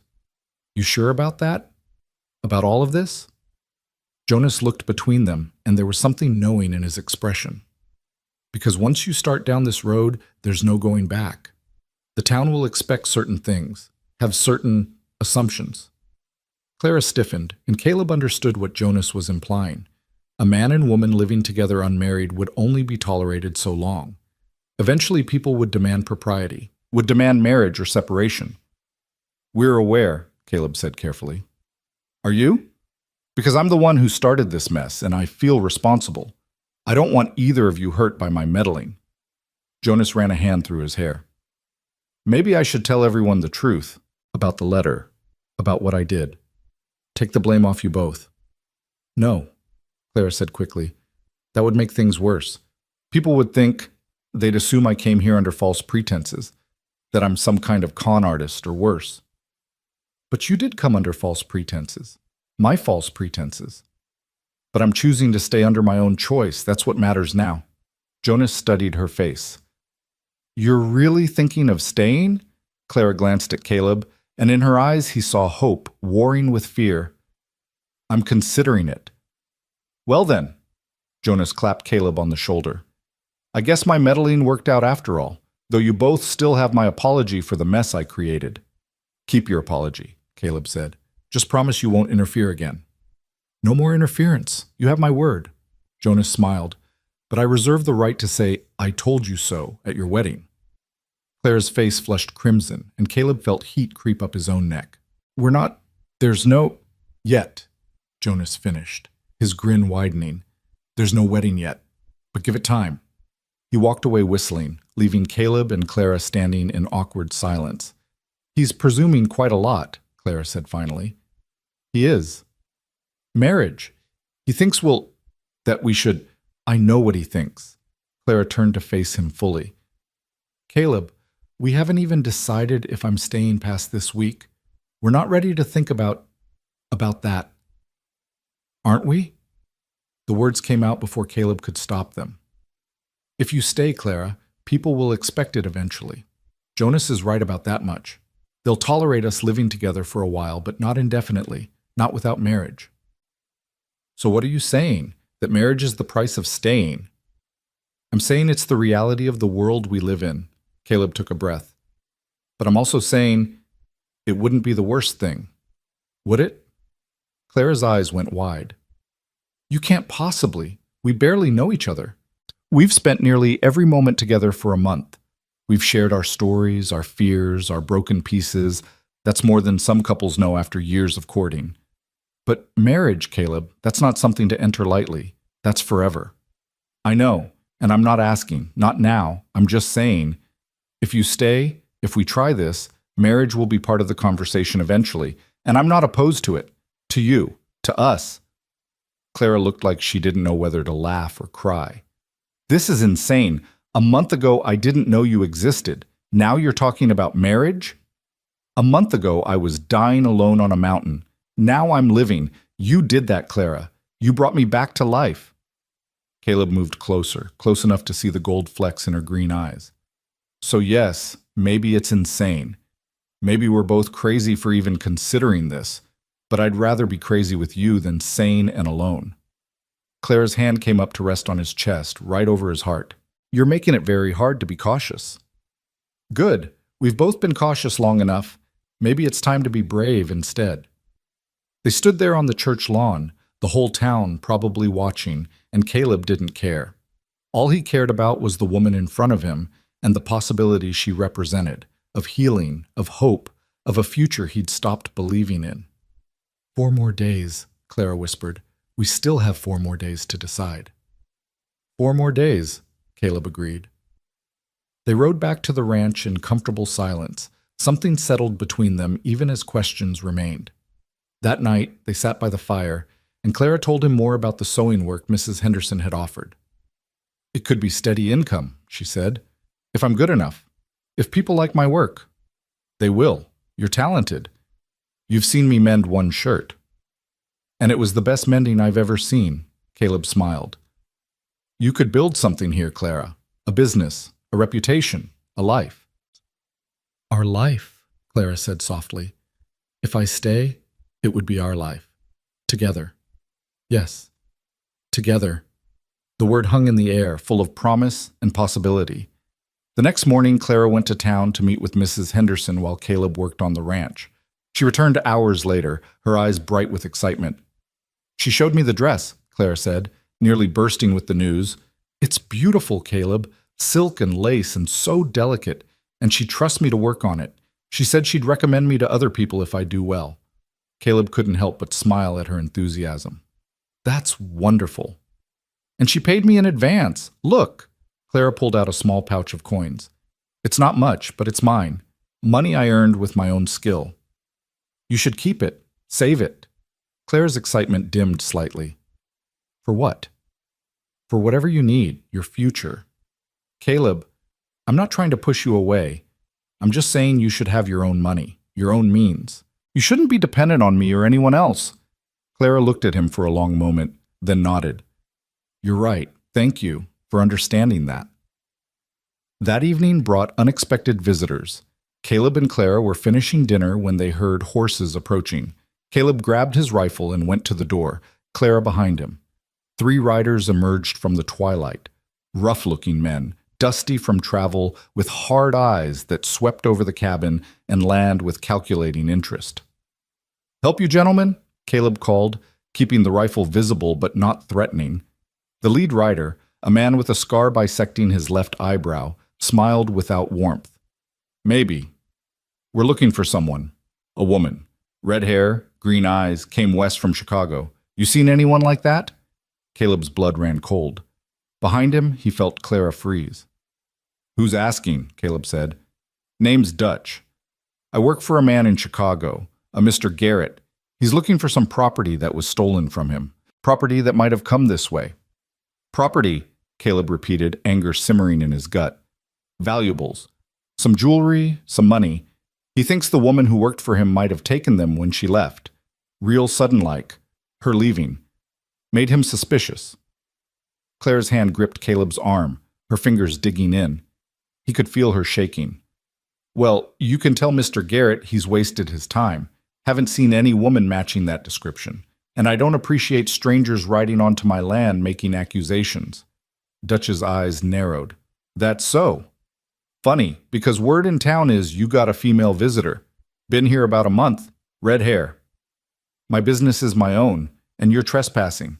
I suggest you leave before I encourage you with buckshot. The 3 men exchanged glances. Dutch's hand moved toward his gun, and Caleb raised the rifle smoothly, aiming at the man's chest. Don't, Caleb said quietly. I'm a fair shot, and I don't miss at this distance. Dutch held up his hands in mock surrender. Easy now. We're just looking for what's ours.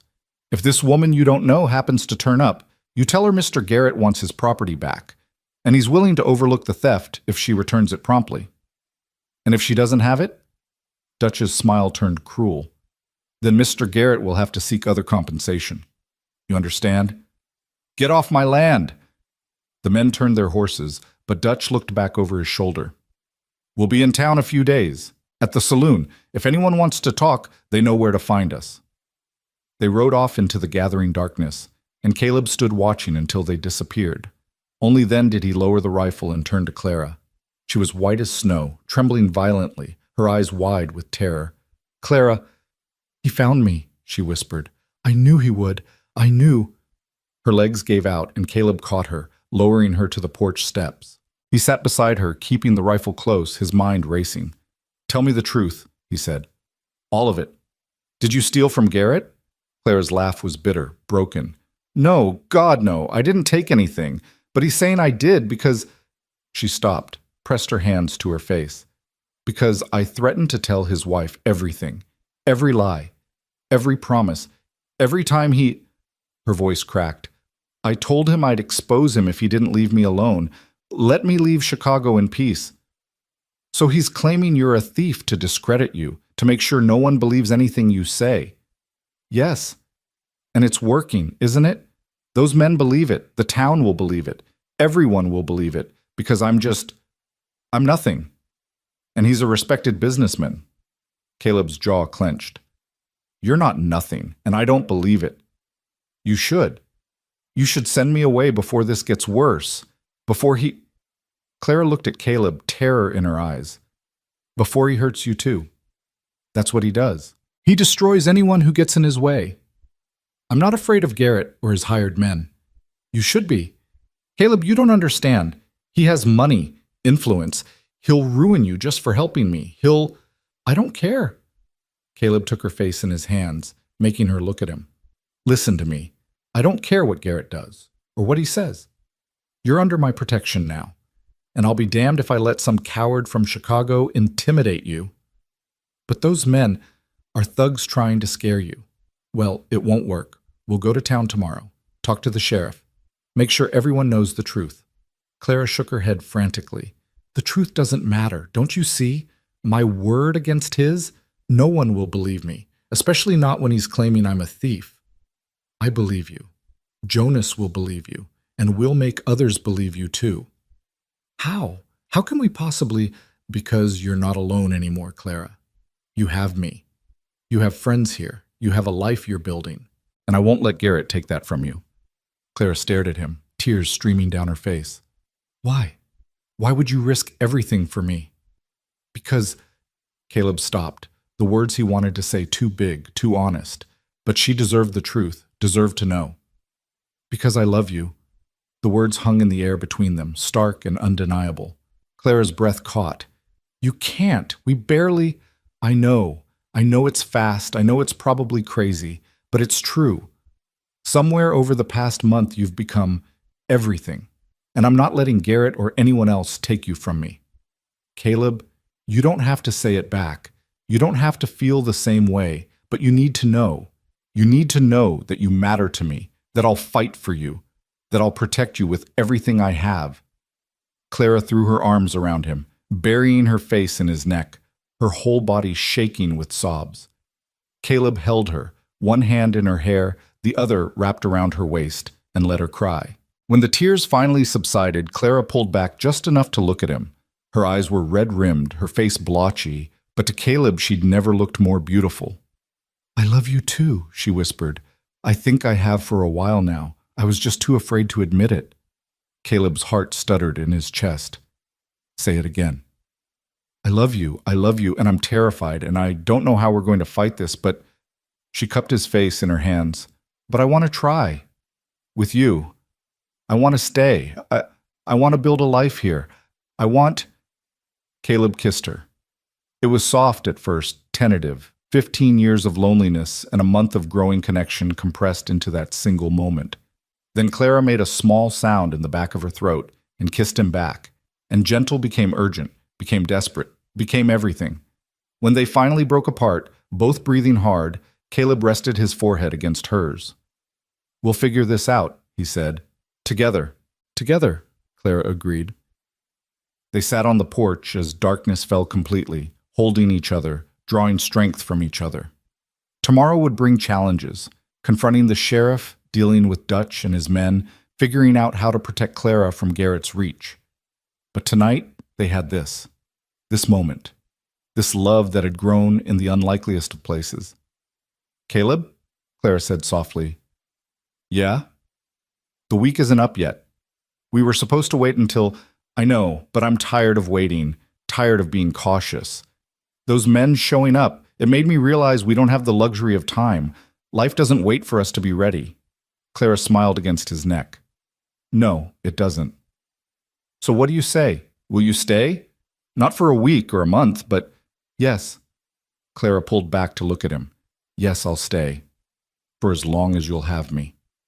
Forever then. Forever, Clara repeated, and the words sounded like a promise, like hope, like the future neither of them had believed possible. They went inside as the temperature dropped, and for the first time Clara didn't retreat to the bedroom alone. She stayed with Caleb by the fire, curled against his side, his arm around her shoulders. "We should sleep," Caleb said eventually. "Tomorrow's going to be difficult." "I know, but I don't want this moment to end." "It won't. It's just beginning." Clara looked up at him, love and trust shining in her eyes. "Promise me something. Anything. Promise me that no matter what happens tomorrow, no matter what Garrett does or what those men say, you won't regret this. Won't regret me." Caleb pulled her closer, pressing a kiss to her forehead. "I could never regret you. You brought me back to life, Clara. You made me remember what it feels like to hope, to love. I could never regret that. Even if it brings you trouble? Especially then. Because you're worth fighting for. Worth any amount of trouble." Clara's eyes filled with tears again, but this time they were tears of joy. "How did I get so lucky? To find you, of all people." "Jonas's meddling." She laughed, the sound watery but genuine. "Remind me to thank him, after I yell at him for scaring me half to death." "I'll hold him down while you do it." They talked quietly into the night, making plans, sharing fears, building dreams. And when exhaustion finally claimed them, they fell asleep there by the fire, wrapped in each other's arms, two broken people who'd found their way to wholeness together. But outside, in the darkness beyond the cabin's warm glow, trouble waited. Dutch and his companions were in town, spreading lies and asking questions. And in Chicago, a man named Garrett was already planning his next move, unwilling to let Clara escape the web of control he'd woven around her. The fight was coming. Caleb knew it. Clara knew it. But they'd face it together. And maybe, just maybe, that would be enough. As dawn broke over the mountains, painting the sky in shades of rose and gold, Caleb woke to find Clara still in his arms. She stirred, her eyes opening slowly, and when she saw him, she smiled. "Good morning," she whispered. "Good morning." Caleb brushed a strand of copper hair from her face. "Ready for today?" Clara took a breath, then nodded. "Ready as I'll ever be. Let's go face the lions." They dressed quickly and prepared for the ride to town. Caleb made sure Clara had the derringer Jonas had once given him, small but effective at close range, and tucked his own pistol into his belt alongside the rifle. "I don't like this," Clara said, looking at the weapons. "I don't like that it's come to this." "Neither do I. But I won't have you unprotected." They rode toward redemption as the sun climbed higher, each lost in their own thoughts. As they crested the last hill and the town came into view, Clara reached over and took Caleb's hand. "Whatever happens," she said, "I'm glad I came here. I'm glad I found you. I'm glad too. And Caleb, if things go badly, if Garrett wins, he won't. But if he does, I want you to know that this month with you has been the best of my life. You gave me hope again. You gave me love. That's more than I ever thought I'd have." Caleb squeezed her hand, his throat tight with emotion. "Things won't go badly. We'll make sure of that." But as they rode into town and saw Dutch and his men lounging outside the saloon, their eyes tracking the wagon with predatory interest, Caleb felt a chill run down his spine. The fight for their future was about to begin, and everything they'd built together hung in the balance. Caleb pulled the wagon to a stop outside the sheriff's office, very deliberately not looking at Dutch and his companions across the street. He could feel their eyes on Clara, could sense the threat they represented like a physical weight in the air. "Stay close to me," he murmured as he helped Clara down. She nodded, her face pale but determined. Together they walked into the sheriff's office, the door closing behind them with a solid thunk that felt like a small measure of safety. Sheriff Tom Brennan looked up from his desk, his weathered face creasing with surprise. He was in his 50s, a former lawman from Denver who'd come to redemption seeking a quieter life. Usually he dealt with drunk cowboys and property disputes, nothing more serious. "Caleb Mercer, wasn't expecting to see you. What brings you to town?" His eyes moved to Clara. "Miss Whitfield." "We have a problem, Tom." Caleb gestured to Clara. 3 men rode out to my ranch yesterday. Said they're looking for Clara on behalf of a man in Chicago, making accusations. Brennan's expression grew serious. What kind of accusations? Clara spoke up, her voice steadier than Caleb expected. A man named William Garrett is claiming I stole from him. Jewelry and money. It's a lie, Sheriff. I never took anything. Tell me everything, Brennan said, pulling out a chair for Clara. From the beginning. So Clara told her story again, and this time she held nothing back. She told about Garrett's promises, his lies, the affair that had ruined her reputation. She told about threatening to expose him and fleeing Chicago. She told about the men who'd come to Caleb's ranch, about Dutch's veiled threats. Brennan listened without interruption, his expression growing darker with each detail. When Clara finished, he sat back in his chair and sighed. That's a hell of a situation, Miss Whitfield. And I believe you. But believing you and proving Garrett's lying are two different things. What can we do? Caleb asked. Legally? Not much. Garrett would need to file formal charges, get the law involved proper. These men, Dutch and his friends, they're not lawmen. They got no authority here. I can tell them to move along, but if they're not causing trouble, they got a right to be in town, same as anyone. They threatened her, Caleb said. Did they? Specifically? Brennan looked at Clara. Did they make direct threats against you? Clara thought back to the previous evening, to Dutch's careful words. No, not direct threats, just implications, suggestions about what might happen if the property isn't returned. Then my hands are tied unless they do something. Make a move. But I'll keep an eye on them.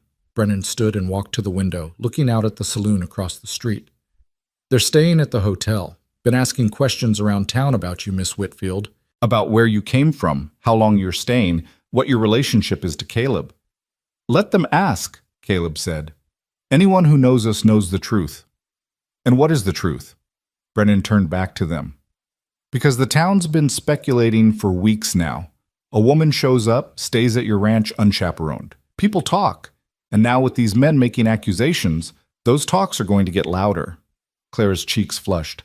The truth is, I came here seeking work. Mr. Mercer has employed me. Everything has been proper. Brennan's eyebrow rose. Has it now? Because the way you two look at each other suggests otherwise. Caleb's jaw tightened. Our personal business is our own, Tom. It is until it becomes the town's business. And with 3 strangers calling your character into question, Miss Whitfield, you might want to consider making your situation more official, if you understand my meaning. Clara understood perfectly. Marriage. Again, marriage was being suggested as the solution to protect her reputation, to give her legitimacy in the eyes of the town. We appreciate the advice, Tom, Caleb said, standing.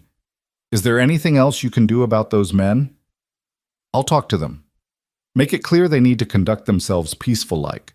Beyond that, just be careful. Watch your backs. And Miss Whitfield? Brennan's expression softened.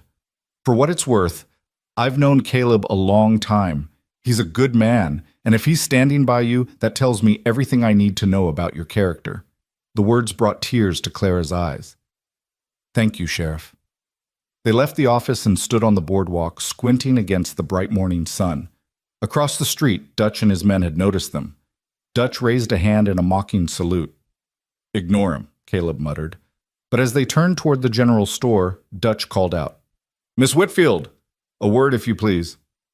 Keep walking, Caleb said. Clara's steps faltered. Maybe I should talk to him. Find out what he really wants. We know what he wants, to intimidate you. But if I face him, if I show I'm not afraid, you don't have to prove anything to him. Dutch was crossing the street now, his companions following. Miss Whitfield, I just want a moment of your time. Surely that's not too much to ask. Caleb moved to stand between Clara and the approaching men, his hand resting on his pistol. The lady has nothing to say to you. Dutch stopped a few feet away, hands held peacefully at his sides, but there was nothing peaceful about the look in his eyes. Now, that's unfriendly. I'm just trying to resolve this situation without unpleasantness. Then leave town, Clara said, stepping out from behind Caleb. Tell Mr. Garrett I have nothing of his. I never did, and I'm not coming back to Chicago. He figured you'd say that, which is why he sent me with a message. Dutch pulled a folded paper from his coat. A letter. He'd like you to read it. Clara stared at the letter like it was a snake. I don't want anything from him. It's important about your future, your prospects. Dutch's smile was cruel. See, Mr. Garrett's been doing some thinking. He realizes he might have been hasty, accusing you of theft. He's willing to drop all charges, forget the whole thing, if you just come back, talk to him, work things out proper-like. Work things out, Clara repeated, her voice hollow. You mean go back to being his mistress? I mean go back to Chicago where you belong, where you'll be taken care of, protected. Mr. Garrett's a generous man to those who please him. Caleb's hand moved to his gun, but Clara grabbed his arm. Don't. He's not worth it. Listen to the lady, Dutch said. She's smart, knows when she's in over her head. He held out the letter again. Just read it, Miss Whitfield. See what Mr. Garrett's offering. Then you can make an informed decision about your future. My future is here, Clara said firmly, with Caleb, in redemption, and nothing Garrett says will change that. Dutch's expression hardened. You sure about that? Because Mr. Garrett can make life very difficult for you, for both of you. He has friends, influence, money. What do you have, a broken-down ranch and a hermit who'll tire of you soon enough? Caleb's fist connected with Dutch's jaw before he'd consciously decided to throw the punch. Dutch staggered back, blood blooming from his split lip, and his companions reached for their guns. The street erupted into chaos. Sheriff Brennan burst from his office, rifle in hand. Guns down! Now! People scattered, ducking into shops and doorways. Jonas appeared from somewhere, running toward them, and Martha Thomas, always present for drama, stood on the church steps with her hand pressed to her mouth in scandalized delight. Dutch wiped blood from his mouth, his eyes murderous. You'll regret that, Mercer. I regret not hitting you harder, Caleb shot back. Enough! Brennan stepped between them. Dutch, you and your men get back to the hotel, now. And Caleb, you get yourself under control. He insulted Clara. I don't care if he insulted your horse. You can't go around punching people in my town. Brennan turned to Dutch. And you. I warned you about causing trouble. This is your only warning. Next time, you spend the night in my jail. Dutch straightened his coat, still smiling despite the blood. No trouble, Sheriff. Just a misunderstanding. He looked at Clara.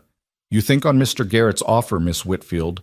We'll be around a few more days if you change your mind. He and his men retreated to the hotel, and Brennan turned to Caleb with exasperation. Damn it, Caleb, I just told you to be careful.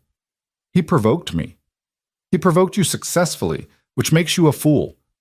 Brennan sighed. Get Clara somewhere safe, and for God's sake, think before you act. Jonas reached them as Brennan walked away. What the hell happened? Dutch happened, Caleb said tersely. Tried to give Clara a letter from Garrett. Said things he shouldn't have. Jonas looked at Clara, concern in his eyes. You all right? She nodded, though she was trembling. I'm fine, but Caleb shouldn't have... I'd do it again, Caleb interrupted. And that's the problem. Clara turned to him, frustration and fear mixing in her expression. Don't you see? This is exactly what Garrett wants, to provoke you into doing something stupid, to turn the town against us, to prove I'm nothing but trouble. You're not trouble. Then stop acting like I am. Stop fighting my battles for me. I need to handle this myself. How? By reading his damn letter? By considering his offer? No.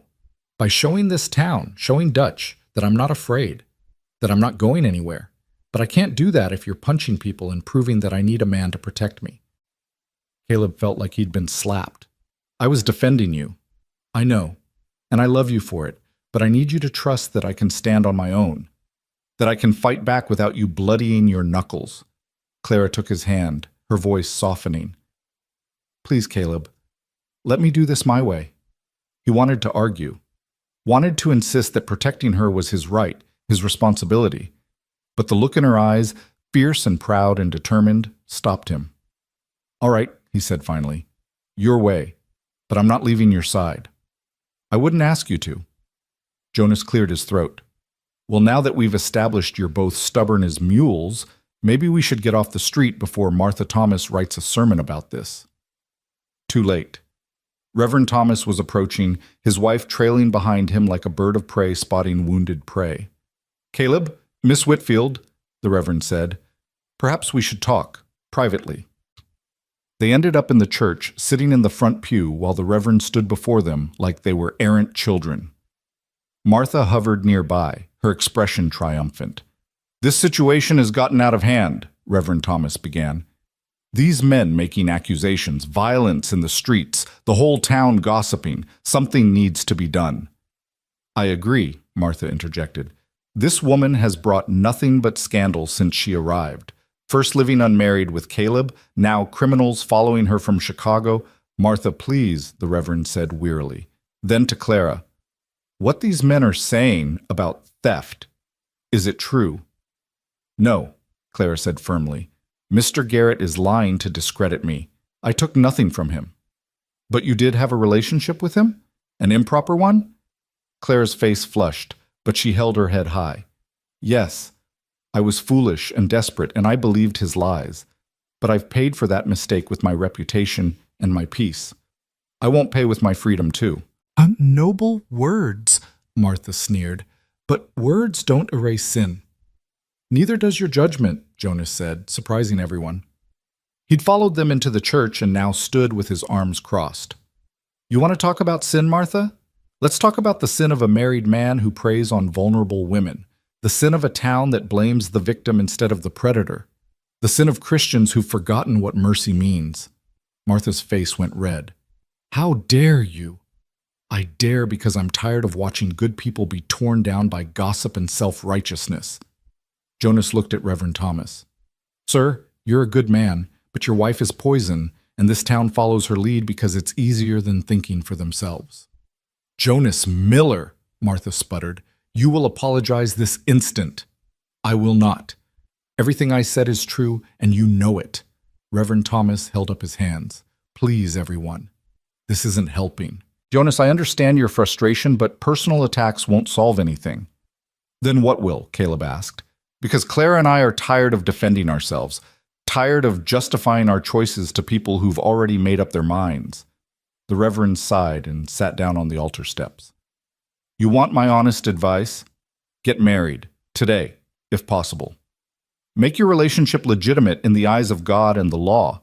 It won't stop all the gossip, but it will stop most of it, and it will make it much harder for these men to cause you trouble." "Marriage," Clara said quietly. "Everyone keeps saying that, like it's a magic solution. It's not magic, but it is practical. And in your situation, it might be necessary." Caleb looked at Clara, trying to read her expression. They'd confessed their love last night, had talked about a future together, but marriage? Now? Under these circumstances? "Could you give us a moment?" Clara asked the Reverend. "Of course. Take all the time you need." The Reverend ushered Martha out, Jonas following with a last encouraging nod to Caleb.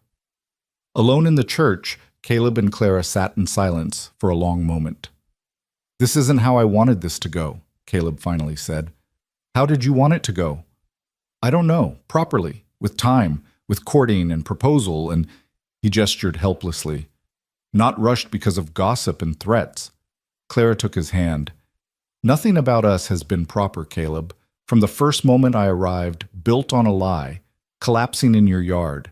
We've done everything backward and wrong, but it's also been real, honest, true. You deserve better than a rushed wedding because the town demands it. I deserve you, and if marriage is what it takes to keep us together, to protect what we've built, then I'm willing. Are you?" Caleb studied her face. This woman who'd crashed into his life and changed everything. She was right. Nothing about them had been conventional, but it had been real, the realest thing he'd experienced in 15 years. "Yes," he said. "If you'll have me, Clara Whitfield. If you'll take a broken-down rancher with more grief than sense." Clara kissed him, cutting off his words. When she pulled back, she was smiling through tears. "Yes. Yes, I'll marry you. Today, tomorrow, whenever. Just, yes." They sat there holding each other, and Caleb felt something settle in his chest. This was right.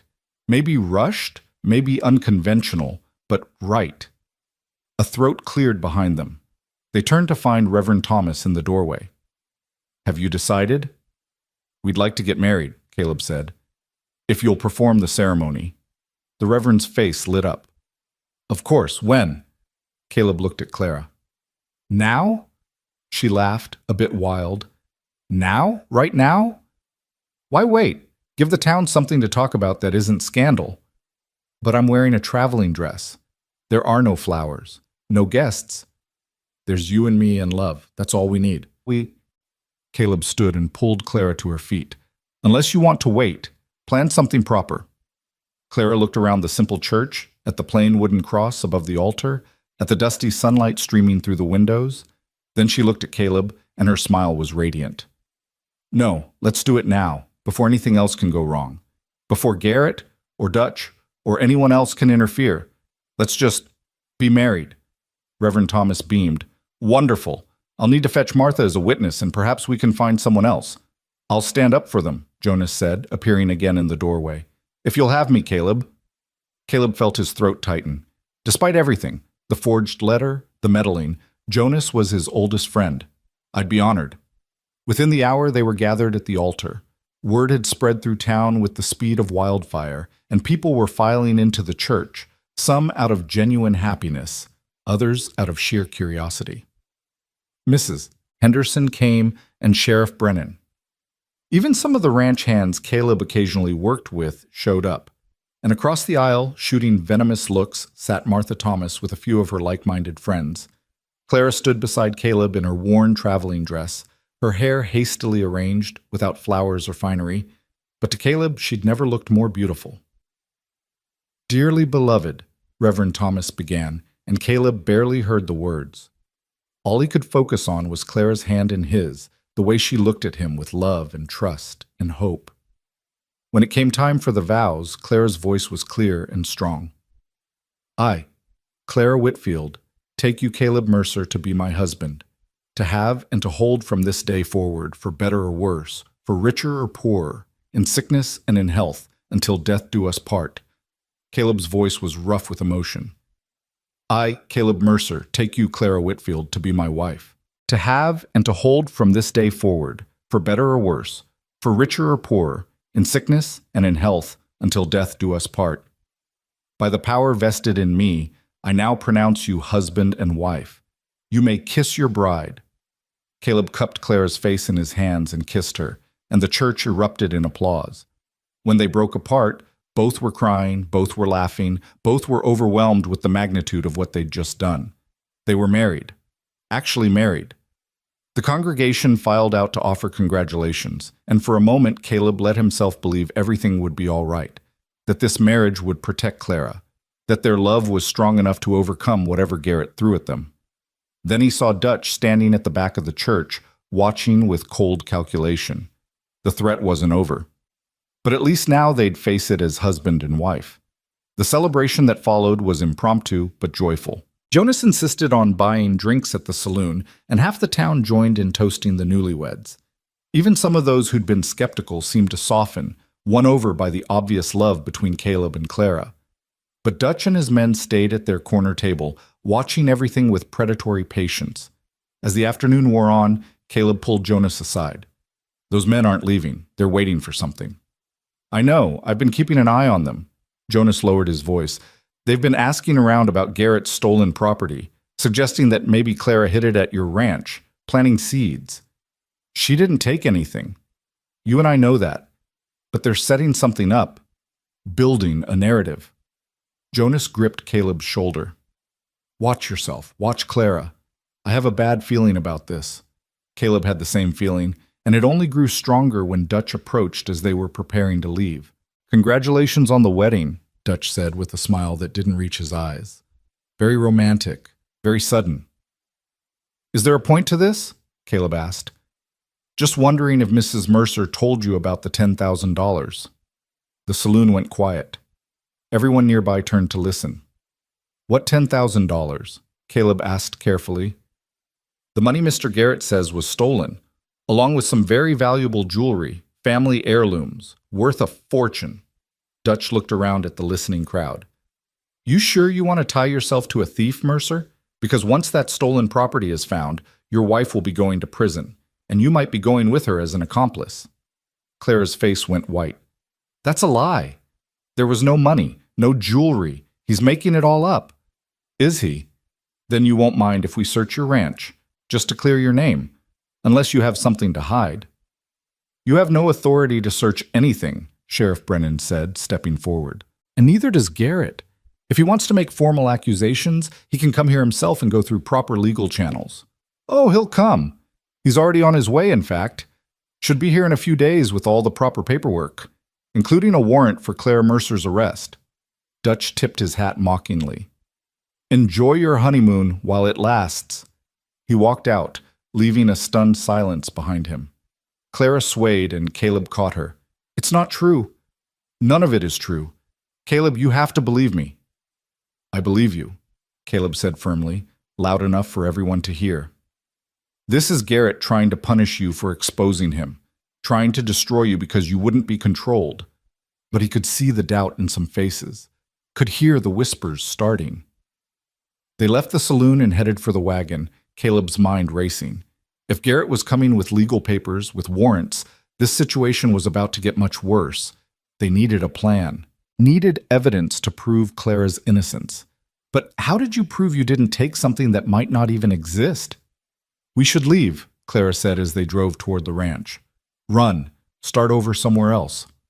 Running would make you look guilty. Staying might put me in prison. Caleb, if Garrett has forged documents, if he's paid off officials, I won't stand a chance. The word of a mistress against a respected businessman, I'll hang. You won't hang. I won't let that happen. You can't stop it, don't you see? This was always how it was going to end. Me paying for the crime of not being who he wanted me to be. Clara's voice broke. I should never have stayed. Should never have let you marry me. Now I've dragged you into this mess. Clara, listen to me. Caleb pulled the wagon to a stop and turned to face her. You didn't drag me into anything. I chose this, chose you, and I'm not giving up. There has to be a way to prove your innocence. How? I don't know yet. No, but we'll figure it out. Caleb took her hands. You're not alone anymore. You're my wife, and I protect what's mine. Clara laughed bitterly. Your wife for all of 6 hours, and already I'm destroying your life. You saved my life. Everything else is details. They rode the rest of the way in silence, each lost in thought. When they reached the ranch, Caleb helped Clara down and they stood in the yard looking at the cabin that had become their home. Whatever happens, Clara said, I want you to know today was the happiest day of my life. Becoming your wife, standing with you in that church, even with everything else, even knowing what's coming, I wouldn't change it. Caleb pulled her into his arms. Neither would I. They went inside, and Caleb built a fire while Clara moved around the cabin with distracted nervousness. This should have been their wedding night, should have been filled with joy and celebration and new beginnings. Instead, it was shadowed by fear. Caleb? Clara said from the bedroom doorway. I'm frightened. I know, so am I. What are we going to do? He went to her, taking her hands. We're going to fight. We're going to prove Garrett's lying. And we're going to build the life we want, free from his shadow. How can you be so sure? Because I have to be. Because giving up isn't an option. Because you're worth fighting for, Clara Mercer. He smiled at her new name. My wife. Clara smiled back through her tears. Say it again. My wife. Clara Mercer. My partner. My love. My future. She kissed him then, desperate and hungry, trying to lose her fear in his touch. Caleb kissed her back, pouring all his love and promise and determination into that connection. They made love for the first time that night, gentle and reverent, two broken people trying to create something whole. And for a few hours, the world beyond their cabin walls ceased to exist. But morning came too soon, bringing with it the reality they'd tried to forget. Caleb woke to find Clara already up, standing at the window and looking out at the mountains. He came up behind her, wrapping his arms around her waist. Couldn't sleep? He asked. Couldn't stop thinking about Garrett, about what's coming. She leaned back against him.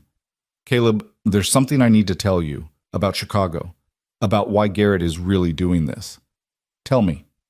Clara took a shaky breath. I wasn't just his mistress. There was someone else, before him. A man I actually loved.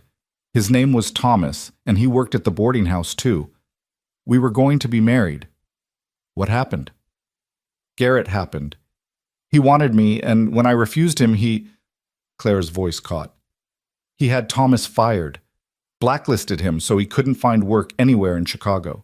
Thomas left the city, and I never heard from him again. I was alone and desperate, and Garrett swooped in, made it clear that if I wanted to survive, I'd need his protection. Caleb's hands clenched. He coerced you. He gave me a choice, him or starvation, some choice. Clara turned to face Caleb. But here's the thing. Before Thomas left, he told me something. He discovered that Garrett was embezzling from the boarding house owner, had been for years. Garrett found out that Thomas knew, which is why he really got rid of him. Did you tell anyone? I tried to, but no one would listen to me. I was just a maid, and Garrett was respectable. But I kept Thomas's evidence, papers he'd copied showing the embezzlement. I hid them before I left Chicago. Caleb's mind raced. That's why Garrett wants you back. Not because you stole from him, but because you have evidence against him.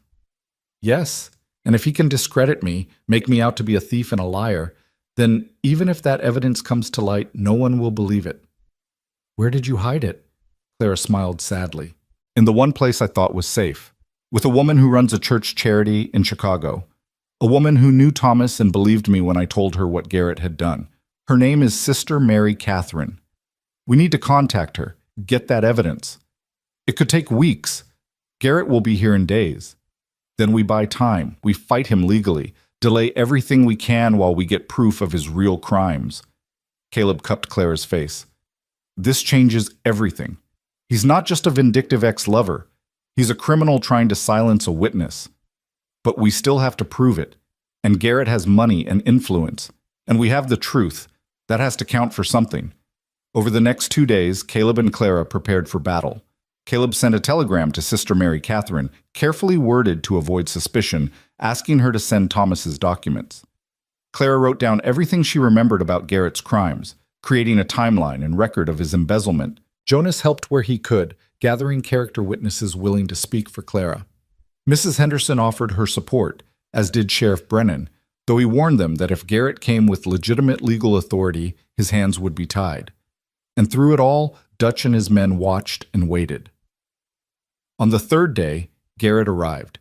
He came in a fancy coach with brass fittings, dressed in an expensive suit, looking every inch the successful businessman. He checked into the hotel and immediately went to the sheriff's office with a leather folder full of documents. Caleb and Clara were summoned an hour later. Garrett sat in Sheriff Brennan's office like he owned it, his smile smug and proprietary. He was handsome in a polished way, with dark hair slicked back and cold eyes that raked over Clara with a possessiveness that made Caleb's skin crawl. "Clara," Garrett said warmly, like greeting an old friend, "you're looking well. Ranch life suits you." "Mr. Garrett," Clara said coldly, "and you must be the husband. Caleb Mercer." Garrett extended a hand that Caleb ignored. "How charming! A whirlwind romance." "Get to the point," Brennan said. "You said you have legal cause to be here." Garrett opened his folder. "Indeed. I have here a sworn affidavit stating that Clara Mercer now, stole $10,000 in cash and $15,000 worth of jewelry from my establishment in Chicago. I also have witness statements corroborating the theft." "Witness statements from whom?" Caleb demanded. "People you paid to lie?" "From my staff. Reputable individuals who saw Clara acting suspiciously in the days before she disappeared." Garrett's smile never wavered. "I've also secured a warrant for her arrest, pending investigation." Brennan examined the papers, his expression growing grim. "These look legitimate." "They are legitimate, signed by a judge in Chicago and legally binding here." Garrett looked at Clara. "Of course, this could all go away if Clara simply returns what she took. I'm willing to be magnanimous. Forget the theft. Drop all charges. If she comes back to Chicago with me." "Never," Clara said. "Then you leave me no choice." Garrett nodded to Brennan. "Sheriff, I believe you have an arrest to make." Brennan stood slowly, reluctantly. "Clara Mercer, I'm afraid I have to place you under arrest for theft. You have the right to—" "Wait," Caleb interrupted. "These documents, they're based on false testimony. Garrett is lying to get Clara back under his control. That's a serious accusation, Garrett said mildly. Do you have proof? We will. We're gathering evidence of your real crimes. Embezzlement, fraud, coercion. Garrett laughed. Please. You think anyone will believe the word of a thief and a mountain hermit over mine? I have reputation, standing, resources. What do you have? The truth, Clara said. The truth is whatever I say it is. Whatever the courts decide it is. And the courts will decide in my favor because I have the law on my side. Garrett stood and adjusted his cuffs. Sheriff, if you please. Brennan moved toward Clara, his face anguished. I'm sorry, I have no choice. Yes, you do, Jonas said, bursting into the office. You have a choice to wait until we've had time to mount a proper defense, to investigate these claims, to ensure justice is actually being served. The warrant is legal, Brennan said. My hands are tied. Then untie them. Tom, you know Clara. You know Caleb. They're good people. And I'm sorry. But the law is the law. Caleb moved to stand in front of Clara. You'll have to go through me. Caleb, don't, Clara said. It will only make things worse. I don't care. I won't let them take you. Garrett sighed dramatically. How touching. But assault on a law officer will land you in jail right alongside your wife. Is that what you want? Caleb's hands clenched, every muscle in his body screaming to fight, to protect Clara no matter the cost. But she touched his arm, her eyes pleading. Let them do this, she whispered. Let them arrest me. We'll fight it legally, the right way. Clara, please, trust me. Trust that we'll win in the end. It went against every instinct, but Caleb stepped aside. Brennan approached Clara with handcuffs, and the sight of iron around her wrists nearly broke Caleb's control. She'll be in the town jail until the circuit judge arrives, Brennan said. Should be about a week. A week in jail for crimes she didn't commit, Caleb said bitterly. A week for the truth to come out, Clara corrected, trying to sound brave even as tears streamed down her face. Caleb, send that telegram. Get those documents. Prove what he really is. Garrett's expression flickered, just for a moment, with something that might have been concern. What documents? The ones that show your embezzlement, your fraud, the ones Thomas copied before you destroyed him. Now Garrett's mask cracked completely. Rage flooded his features, quickly suppressed but not quickly enough. I don't know what you're talking about. Yes, you do, and soon everyone else will too. Garrett recovered his composure, but Caleb had seen the fear. They'd struck a nerve. The documents were real, and Garrett knew it. Sheriff, I'd like my property secured, Garrett said. The stolen items may be hidden at the Mercer Ranch. I request permission to search. Over my dead body, Caleb growled. That can be arranged, Dutch said from the doorway. The threat hung in the air, thick and ugly. Brennan stepped between them. No one is searching anything without proper legal authority, and no one is threatening anyone in my town. Garrett, you've made your arrest. Now you wait for the judge like everyone else. Dutch, you and your men stay out of trouble, or you'll be joining Mrs. Mercer in a cell. Garrett smiled coldly. Of course, Sheriff. I'm a law-abiding citizen. I'll wait for justice to be served. He looked at Clara, and his voice dropped to a whisper only she and Caleb could hear. But justice can be harsh, my dear, especially for women who forget their place. You could have had everything. Now you'll have nothing, and your mountain man will watch you hang for crimes you didn't commit, all because you couldn't accept the life I offered you. The life you offered was a cage, Clara said. I'd rather die free than live in chains. How noble. We'll see if you still feel that way when you're standing on the gallows. Brennan led Clara away, and Caleb watched helplessly as the woman he loved was locked in a cell. The iron door clanging shut was the worst sound he'd ever heard. I'll stay with her, Jonas offered. Make sure she's safe. You go send that telegram. Get those documents here as fast as humanly possible. Caleb nodded, unable to speak past the rage and fear choking him. He left the jail and went straight to the telegraph office, composing a message to Sister Mary Catherine that begged her to send Thomas's evidence immediately, explaining that Clara's life depended on it. The response came within hours. Documents on their way. Will arrive in 3 days. Praying for you both. 3 days. The judge would arrive in a week. They had 4 days to gather evidence, build a defense, and prove Garrett was the real criminal. It would have to be enough. Caleb spent those 3 days in constant motion. He gathered affidavits from people in redemption attesting to Clara's character. He researched Garrett's business dealings, finding whispers of impropriety but nothing concrete. He visited Clara daily, sitting outside her cell and holding her hand through the bars, trying to give her hope when his own was faltering. And he prayed. For the first time in 15 years, Caleb Mercer prayed.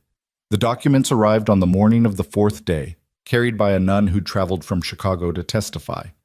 Sister Mary Catherine was elderly but fierce, with eyes that had seen too much suffering and a determination to end it. "Thomas gave me these before he died," she told Caleb and Jonas. Said if anything happened to him, I should make sure Clara was protected, that Garrett faced justice. "Thomas is dead?" Caleb asked. "Killed in what they called a robbery, but I always suspected Garrett had a hand in it." She opened a leather portfolio, revealing ledgers, bank statements, and correspondence.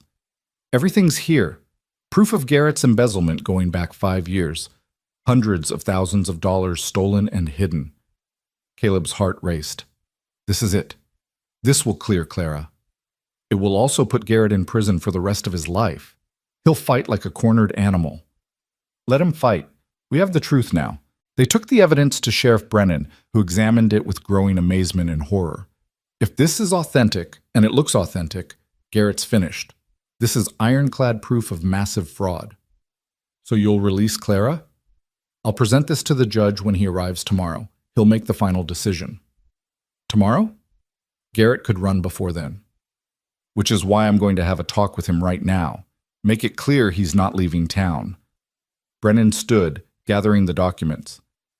And I'm moving Clara to better quarters. She's not a criminal. She's a witness.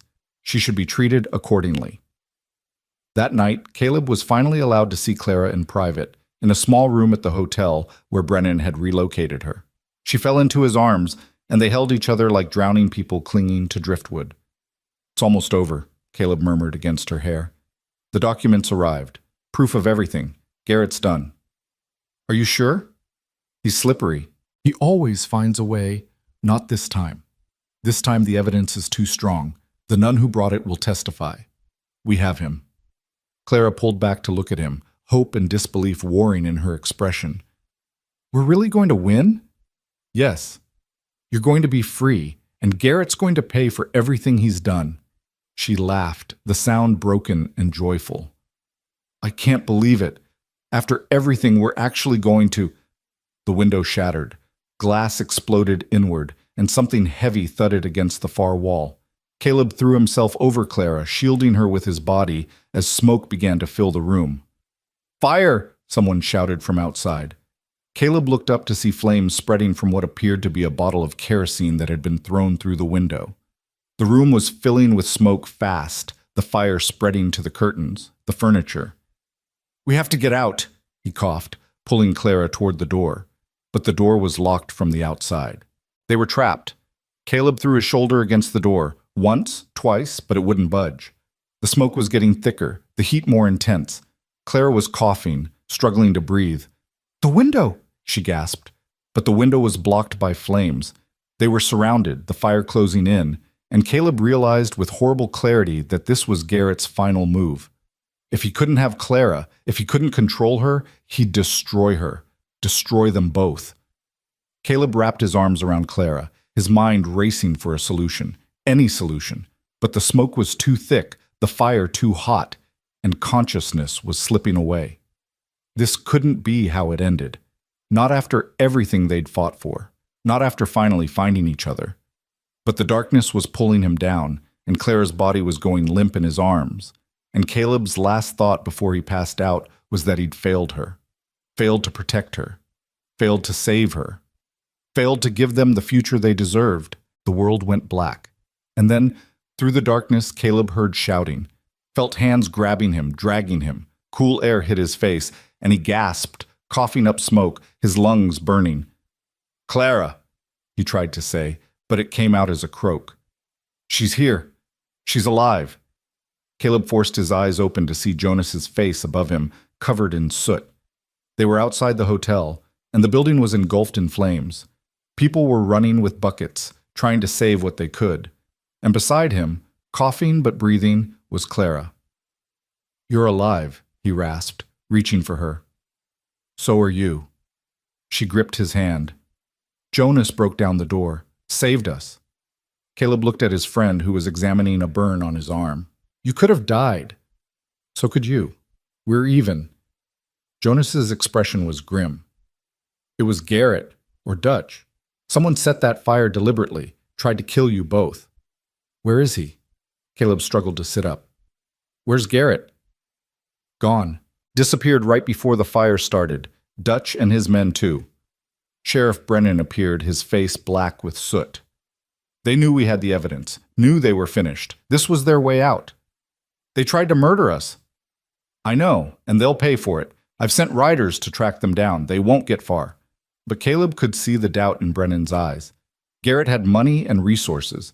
He could disappear, create a new identity, escape justice entirely, unless they stopped him first. "I'm going after him," Caleb said, trying to stand. Clara grabbed his arm. "No, let the law handle it. The law let him get away. Let him try to kill us. And chasing him will just get you killed. Caleb, please. We're alive. We have the evidence. He's ruined even if he runs. Isn't that enough?" Caleb looked at her, at the soot on her face, and the terror in her eyes, and the love that shone through it all, and he realized she was right. Garrett wasn't worth dying for, wasn't worth leaving Clara for. "All right," he said. "All right, I'll stay. But if he comes back, we'll deal with it. Together." They held each other while the hotel burned, while the town rallied to fight the fire, while somewhere in the darkness Garrett fled from the consequences of his crimes. 2 days later, the circuit judge arrived to find Garrett gone and the case against Clara dismissed. The evidence of embezzlement was forwarded to authorities in Chicago, and warrants were issued for Garrett's arrest. Clara was free. They rode back to the ranch together, exhausted, smoke-damaged, but alive. And as they crested the hill and saw their home spread out below them, Caleb felt something settle in his chest. They'd won. Against all odds, against Garrett's money and influence and violence, they'd won. "What now?" Clara asked. "Now we live. We build the life we want. We let the past go and focus on the future." Clara smiled, and it was like sunrise after the longest night. "Our future." "Yes, our future." They rode down to the ranch hand in hand, ready to begin again. The cabin would need work after their absence. The animals would need tending. The fence still needed mending, and the roof on the barn still leaked. But none of that mattered, because they had each other. They had love. They had hope. And that was enough. That was everything. In the months that followed, Caleb and Clara built a life that neither had dared to dream possible. Clara's sewing business flourished, bringing in steady income and respect from the community. Caleb's ranch prospered with her help, the land responding to the care they poured into it. They never heard from Garrett again. Rumor had it he'd fled to Mexico, living under an assumed name, always looking over his shoulder. Justice had caught up with him in its own way, not prison, but a life of fear and hiding. Clara was content with that. She had everything she wanted right here. One morning, nearly a year after their wedding, Clara woke feeling ill. Caleb fussed over her, worried, until she laughed and told him the truth. She was pregnant. They were going to have a child. Caleb held her, tears streaming down his face, overwhelmed with joy he'd thought he'd never feel again. A child. A family. A future full of love and laughter and second chances. "I love you," he whispered against Clara's hair. "I love you so much." "I love you too. Thank you for taking a chance on me. On us. Best chance I ever took." They stood there in the cabin that had once been a tomb and was now a home, holding each other, feeling their child's future growing between them. Jonas had been right all along. Sometimes meddling paid off. Sometimes lies led to truth. Sometimes the most broken people could find their way to wholeness in each other's arms. And sometimes, just sometimes, love was enough to overcome anything, even the past, even fear, even the darkness that had once seemed insurmountable. Caleb Mercer had spent 15 years dying alone on a mountain. But Clara had brought him back to life, and together they would live fully, love completely, and build a future that honored both their pain and their hope. The ranch that once echoed with silence now rang with laughter and love. And the lonely rancher who hadn't touched a woman in 15 years held his wife close, marveling at the miracle of second chances. Their story had begun with a lie, but it had become the truest thing either of them had ever known.